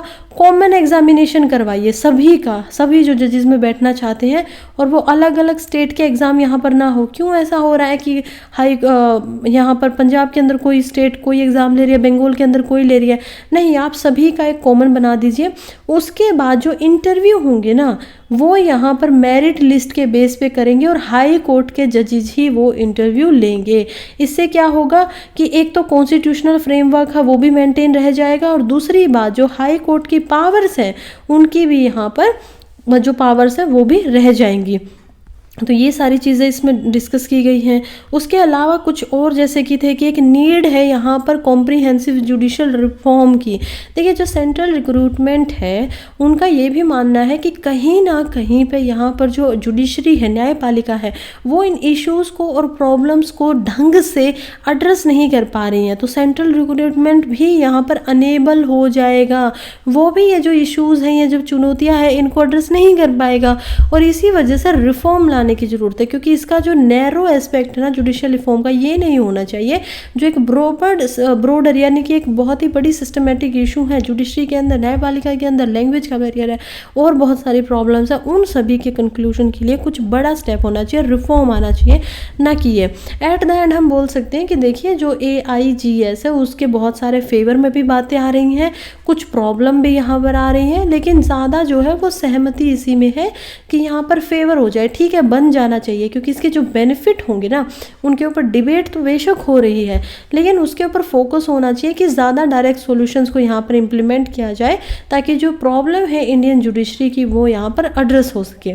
फिर कहते हैं कि सुप्रीम कोर्ट का रीवैम्प। देखिए, अभी क्या हुआ है, अभी रिसेंटली जो चीफ जस्टिस ऑफ इंडिया है हमारे, उन्होंने अनाउंस किया है कि वो एक कॉन्स्टिट्यूशनल बेंचेस बनाने का यहाँ पर सोच रहे हैं, जो अलग अलग स्ट्रेंथ के होंगे, परमानेंट फीचर हो सकता है सुप्रीम कोर्ट का।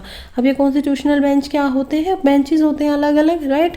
इसमें जैसे कि 2 जजेस का एक बेंच होता है, 3 जजेस का, यहाँ पर 22 जजेस हो सके, 3 जजेस का, 5 जजेस का एक बेंच बैठता है। तो ये बेंच बैठते हैं जो अलग अलग केसेस को देखते हैं। करंटली जो सुप्रीम कोर्ट है उसमें बहुत ज़्यादा पेंडेंसी है केसेस की, बहुत सारे केसेस है जो यहाँ पर पेंडिंग पड़े हुए हैं। लगभग यहाँ पर 80,000 के आसपास केसेस ऐसे हैं जो सिर्फ सुप्रीम कोर्ट में पेंडिंग है, और इसी वजह से एक स्ट्रक्चर को चेंज करने की डिमांड बार बार उठ रही है कि सुप्रीम कोर्ट क्योंकि इन केसेस में फेल हो रहा है, डिले करता जा रहा है, देरी हो रही है, तो स्ट्रक्चर में ही आप बदलाव लाइए ताकि कुछ समाधान निकल सके। फिर एक जो कॉन्स्टिट्यूशन का बेंच है, वी वसना थाका कुमार वशिष्ठ SC भाटिया, उन्होंने एनालाइज किया इस इशू को, और उसके बाद उन्होंने कुछ मेजर्स बताए हैं कि कैसे जो सिटीजन के बेसिक राइट है सुप्रीम कोर्ट तक जाने के, वो कंसीडर कैसे उनको सुरक्षित किया जा सकता है, प्रोटेक्ट किया जा सकता है। अब ये कॉन्स्टिट्यूशनल बेंच क्या होता है? कंपोजिशन एंड मैंडेट कि एक 5 मिनिमम यहाँ पर कॉन्स्टिट्यूशन बेंच के अंदर मेंबर हो सकते हैं, 7 हो सकते हैं, 9 हो सकते हैं, यानी कि हमेशा ये ओड नंबर्स में ही चलेगा। कल भी मैंने आप लोगों को समझाया ओड में होते हैं, तो सवाल पूछा था क्यों होते हैं, क्योंकि अगर ये इवन हो गया तो मान लीजिए यहाँ पर 5 है और हमने 4 का ही बना दिया, तो 2 जज बोल रहे हैं कि ये मुकदमा होना चाहिए, फेवर में है किसी भी चीज़ के, और 2 बोल रहे हैं अगेंस्ट में, तो अब इसका फैसला नहीं आ पाएगा ना। तो इसी वजह से एक और होता है, ताकि अब वो वोट देगा जिसके भी तरफ में, वहाँ पे फैसला उसी तरफ जाएगा। तो इसी वजह से हमेशा ओड नंबर में होता है। फिर कॉन्स्टिट्यूशन के प्रोविज़न क्या है कि आर्टिकल 145 का जो सब क्लोज 3 है वो बोलता है कि यहाँ पर कॉन्स्टिट्यूशनल बेंच बन सकते हैं। फीचर क्या है सुप्रीम कोर्ट के, देखिए कॉन्स्टिट्यूशनल कोर्ट होता है, सुप्रीम कोर्ट जो है वो कॉन्स्टिट्यूशनल कोर्ट की तरह यहाँ पर अप्लाई करता है, कोर्ट ऑफ अपील की तरह यहाँ पर है, क्योंकि कॉन्स्टिट्यूशन में इसको बनाने की बात की गई है। और गार्डियन है फंडामेंटल राइट्स का। सबसे इम्पोर्टेंट यही है कि हमारे जो मौलिक अधिकार है अगर वो टूट जाते हैं तो आप डायरेक्ट यहाँ पर रिट्स के द्वारा सुप्रीम कोर्ट में जा सकते हो। आपको कहीं पे भी डिस्ट्रिक्ट कोर्ट, हाई कोर्ट जाने की ज़रूरत ही नहीं है, क्योंकि फंडामेंटल राइट जो है वो सबसे ज़्यादा इम्पोर्टेंट होते हैं और आप डायरेक्ट जा सकते हो सुप्रीम कोर्ट के अंदर। तो ये एक तरीके से गार्डियन हो गया। ऊपर से वो लेजिस्लेचर को भी कुछ ऐसा नहीं करने देता है, क्योंकि उन्हीं की पावर्स के ऊपर ये लिमिटेशन लगी हुई है, तो उनको भी ऐसा कुछ नहीं करने देगा जो किसी भी इंसान के फंडामेंटल राइट को इंडिया के अंदर यहाँ पर हार्म करें। फिर बेंचेस में क्या होता है कि अलग अलग साइज़ के होते हैं, जो कि CGI द्वारा डिटरमाइन किए जाते हैं कि कौन सा बेंच कितने साइज़ का यहाँ पर होगा। जुरिस्डिक्शन की बात करें तो 3 जुरिस्डिक्शन आती हैं इसमें। देखिए ओरिजिनल होगी, एपिलिएट होगी, एडवाइजरी होगी। अब ये क्या है जुरिस्डिक्शन, यानी कि कितनी उनके पास शक्तियां हैं। ओरिजिनल का क्या मतलब है कि ओरिजिनल है, यानी कि सिर्फ ये जो शक्तियां होंगी ये ओरिजिनल अधिकार है सुप्रीम कोर्ट का, इसको कोई भी छीन नहीं सकता है। अब जैसे कि फंडामेंटल राइट्स के ऊपर आप रिट्स लगा सकते हो, तो ये क्या अधिकार है, ओरिजिनल है। क्या फंडामेंटल राइट के दौरान सीधा सीधा सुप्रीम कोर्ट में जा सकते हो, आपको कहीं और जाने की ज़रूरत नहीं है। लेकिन क्या ये एक्सक्लूसिव है? एक्सक्लूसिव का क्या मतलब होता है कि सिर्फ यहाँ पर किसके पास है, सुप्रीम कोर्ट के पास? तो ऐसा नहीं है, क्योंकि ये हाई कोर्ट में भी आप सुप्रीम कोर्ट से पहले जा सकते हो। आपकी मर्जी है कि आप यहाँ पर सुप्रीम कोर्ट जाना चाहोगे, हाई कोर्ट जाना चाहोगे, जो कि ज़्यादातर केसेस में सुप्रीम कोर्ट ही जाया जाएगा। तो ओरिजिनल का मतलब होता है कि आप डायरेक्ट मेरे पास आ सकते हो। दूसरा होता है अपीलिएट अथॉरिटी, कि मान लीजिए हाई कोर्ट में आपका केस कोई बना था, उन्होंने आपके खिलाफ अगेंस्ट में यहाँ पर ओपिनियन दे दिया, अब आपको सज़ा नहीं मिलेगी, आपके पास अपील करने की यहाँ पर शक्ति है। आप अपील करके यहाँ पर जा सकते हो सुप्रीम कोर्ट में, और सुप्रीम कोर्ट को बोलेंगे कि देखिए हमें लगता है हाई कोर्ट से गलती हुई है, आप ज़रा इस पर अपने निर्णय बताइए। तो ये होता है अपीलिएट। यहाँ पर एडवाइजरी की बात आई है, तो एडवाइजरी का क्या मतलब है, यानी कि जब भी आपके जो प्रेसिडेंट होंगे, ऐसा होता है ना कि प्रेसिडेंट किसी भी चीज़ के लिए यहाँ पर सुप्रीम कोर्ट में एडवाइस भेज सकते हैं कि आप, मुझे ऐसा कुछ प्रॉब्लम है, आपकी एडवाइस इस पर क्या है। तो सुप्रीम कोर्ट ये एडवाइस देगा। हालांकि ये प्रेसिडेंट के ऊपर बाइंडिंग नहीं होती है, यानी कि प्रेसिडेंट मानना चाहे तो एडवाइस को मान लेंगे, नहीं मानना चाहे तो ना भी कर सकते हैं, तो बाइंडिंग नेचर होता है। तो ये इस 3 तरीके की सुप्रीम कोर्ट के पास जुरिस्डिक्शन है, पावर्स हैं। हेयर कर सकते हैं केसेस को। देखिए डिवीजन बेंच होता है, जो 2 जजेस का बेंच होगा ना, उसको डिवीजन बेंच बोलेंगे।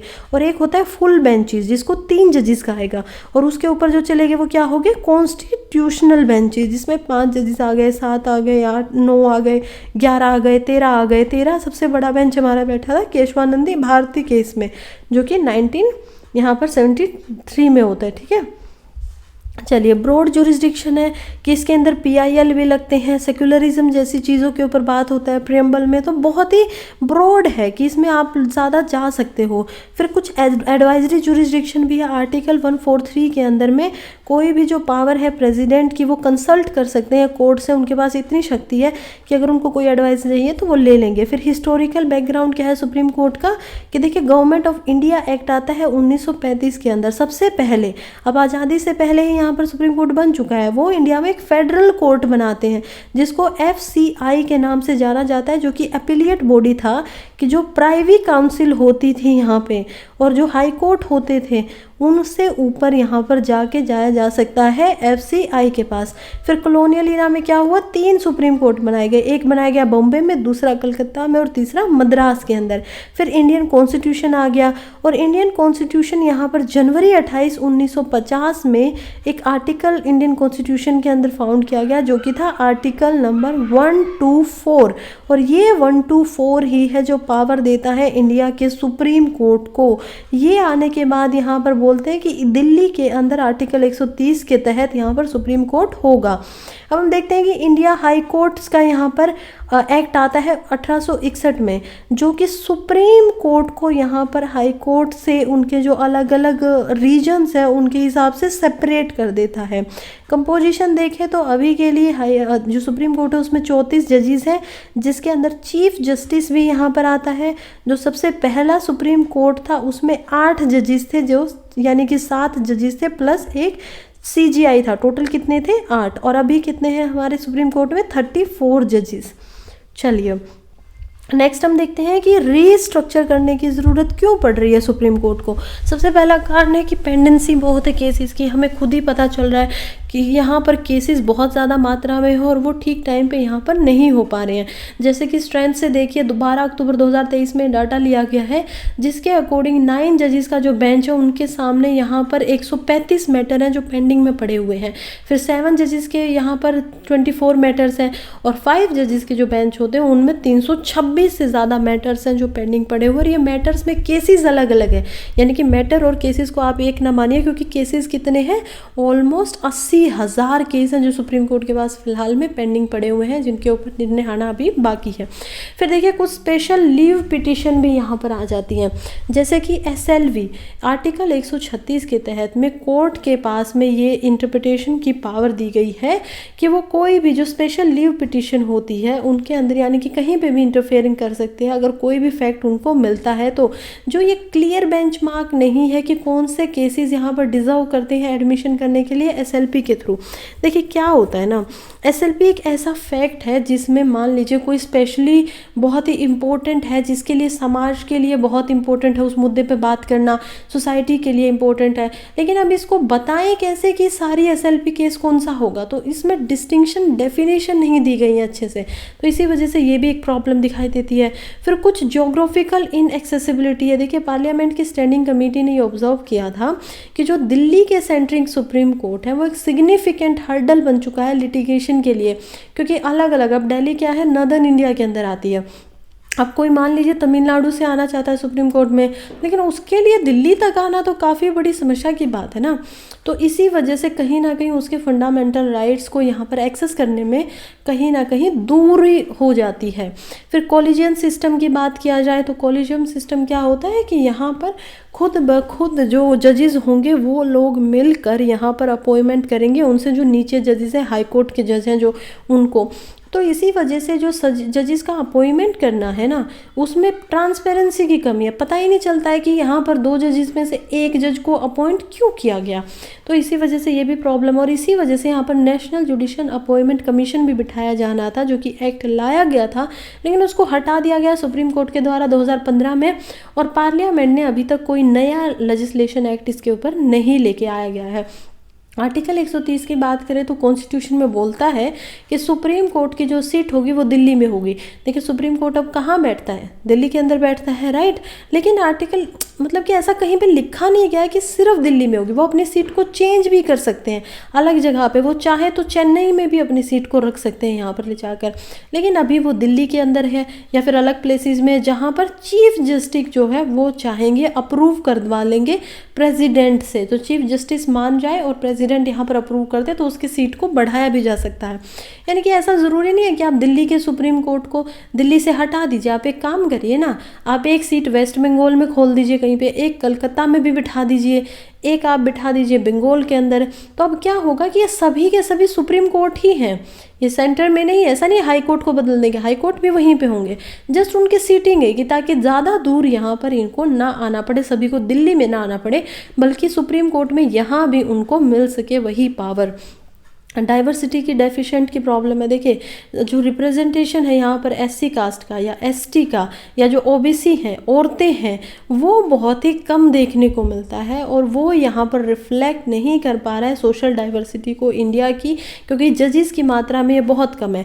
देखिए 2018 के अंदर हम एग्जाम्पल ले तो हाई कोर्ट की एक परसेंटेज निकाली गई है जिसमें जो schedule caste and schedule tribe के जजेस हैं वो केवल शेड्यूल कास्ट SC से 3% है और 1.5% यहाँ पर ST से आते हैं। तो इसी वजह से ये भी एक प्रॉब्लम है।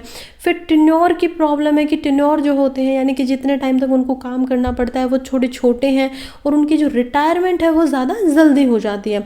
जैसे कि आर्टिकल 124 का क्लोज 2 और 217 का 1, यानी कि यहाँ पर ये हाई कोर्ट की बात कर रहा है और यहाँ पर सुप्रीम कोर्ट की बात कर रहा है। तो कहते हैं कि जो एक यहाँ पर जज होगा वो अगर यहाँ पर सुप्रीम कोर्ट में है तो केवल 65 साल की उम्र तक ही जज रहेगा, और अगर हाई कोर्ट में है तो सिर्फ 62 साल की आयु तक ही वो जज रहेगा। और इनका जो टेन्योर होता है बस केवल 5 साल का होता है। लेकिन ऐसा नहीं है कि आप मान लीजिए 61 साल की एज में हाई कोर्ट के जज बनते हैं, अब आपको 5 साल का टेन्योर नहीं मिलेगा, 1 ही साल के लिए आप यहाँ पर जज रहेंगे, क्योंकि 62 के होते ही आपको यहाँ से हटा दिया जाएगा। फिर जो एवरेज टेन्योर है वो 5 ही साल है, ये काफ़ी छोटा भी है। अगर हम दूसरी कंट्रीज से इसमें देखें तो यूएसए के अंदर जो एवरेज टेन्योर होता है किसी भी यहाँ पर जो जज है वो 22 साल का होता है, कि आप 22 साल के लिए यहाँ पर जज अगर बन गए हैं तो रह सकते हैं। फिर मास्टर ऑफ रोस्टर की बात की जा रही है। देखिए क्रिटिक्स जो हैं जो इसके बारे में कह रहे हैं कि जो सिस्टम है मास्टर ऑफ द रोटर्स वो कहीं ना कहीं टर्न हो गया है यहाँ पे रोस्टर ऑफ द मास्टर, यानी कि जो यहाँ पर जो चीफ जस्टिस ऑफ इंडिया है उनको इतनी पावर दे दी गई है अलग अलग केसेस से अलग अलग बेंचेस को कि वो उनके खुद के कंट्रोल में लाना अब सुप्रीम कोर्ट काफ़ी मुश्किल हो चुका है। यानी कि मास्टर जो है यानी सीजीआई जो है उन्हीं के कंट्रोल में अब जो पावर्स हैं वो कम हो चुकी हैं। फिर हम देखते हैं कॉलोनियल प्रैक्टिसेस कुछ हैं। देखिए कुछ वेकेशन है सुप्रीम कोर्ट और हाई कोर्ट के ऊपर, जो लॉ है क्रिमिनल कंटेम्प्ट का इंग्लिश ही होनी चाहिए यहाँ पर कोर्ट के अंदर।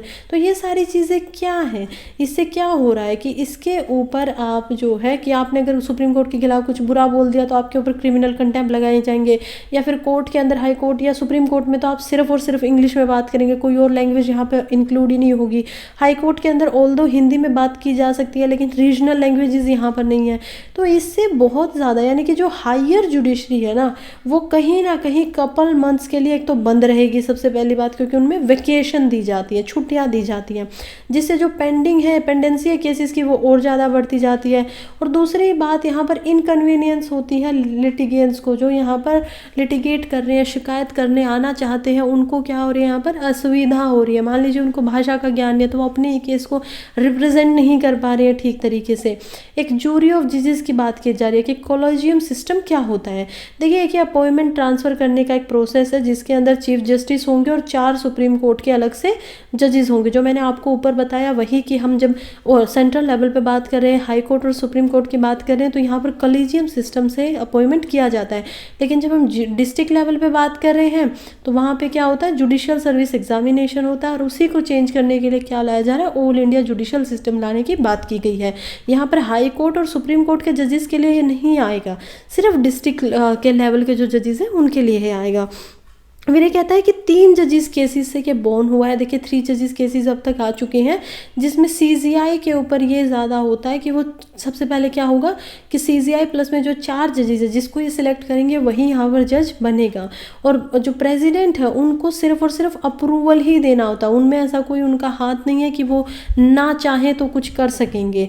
कुछ चेंजेस लाने की बात है कि सीजीआई जो है वो यूनिलैटरल चॉइसेस ना ले पाए, ऐसा कुछ बदलाव लाने की ज़रूरत है खुद से ही। फिर जो कंसल्टेड जज होते हैं उनके जो व्यूज़ हैं यानी कि उन्होंने जो अपने नज़रिया रखे हैं उनको राइटिंग में लिखा जाना चाहिए। नॉन कंप्लायंस मतलब होता है कि चॉइस नॉन बाइंडिंग हो, अगर मानते हैं सीजीआई कुछ कह रहे हैं तो ऐसा नहीं होना चाहिए कि सभी को वो मानना है, ज़रूरी नहीं है। 4 अलग से है ना, अगर 3 लोग सीजीआई के खिलाफ में हैं यहाँ पर तो उन 3 लोगों की ही प्रेफरेंस ज़्यादा होनी चाहिए। फिर जो ट्रांसफ़र होता है जजेस का वो रिव्यू किया ना जाना चाहिए कि नॉन कंप्लायंस के मैटर पे तो उनका ट्रांसफ़र नहीं कर दिया है कि उन्होंने सीजीआई की बात नहीं मानी इसी वजह से उनको ट्रांसफ़र कर दिया, तो उसके ऊपर थोड़ा ज़्यादा रिव्यू करना चाहिए। फिर कुछ क्रिटिसिज्म है इसके, जैसे कि एडमिनिस्ट्रेटिव बर्डन जो है प्रोफेशनल के बैकग्राउंड डाटा वगैरह को चेक करने का वो बहुत ज़्यादा है। फिर क्लोज डोर अफेयर है यानी कि ट्रांसपेरेंसी की कमी, आप एक कमरे में जाके पता नहीं आप क्या करते हो, आपके खुद के फैमिली वालों को ही यहाँ पर सिलेक्ट करते हो, तो कहीं ना कहीं वो जो ट्रांसपेरेंसी होनी चाहिए वो यहाँ पर कम है। और एक्सक्लूसिविटी ज़्यादा दिखाई देती है यहाँ पर। टैलेंटेड जो जूनियर जजेस होते हैं एडवोकेट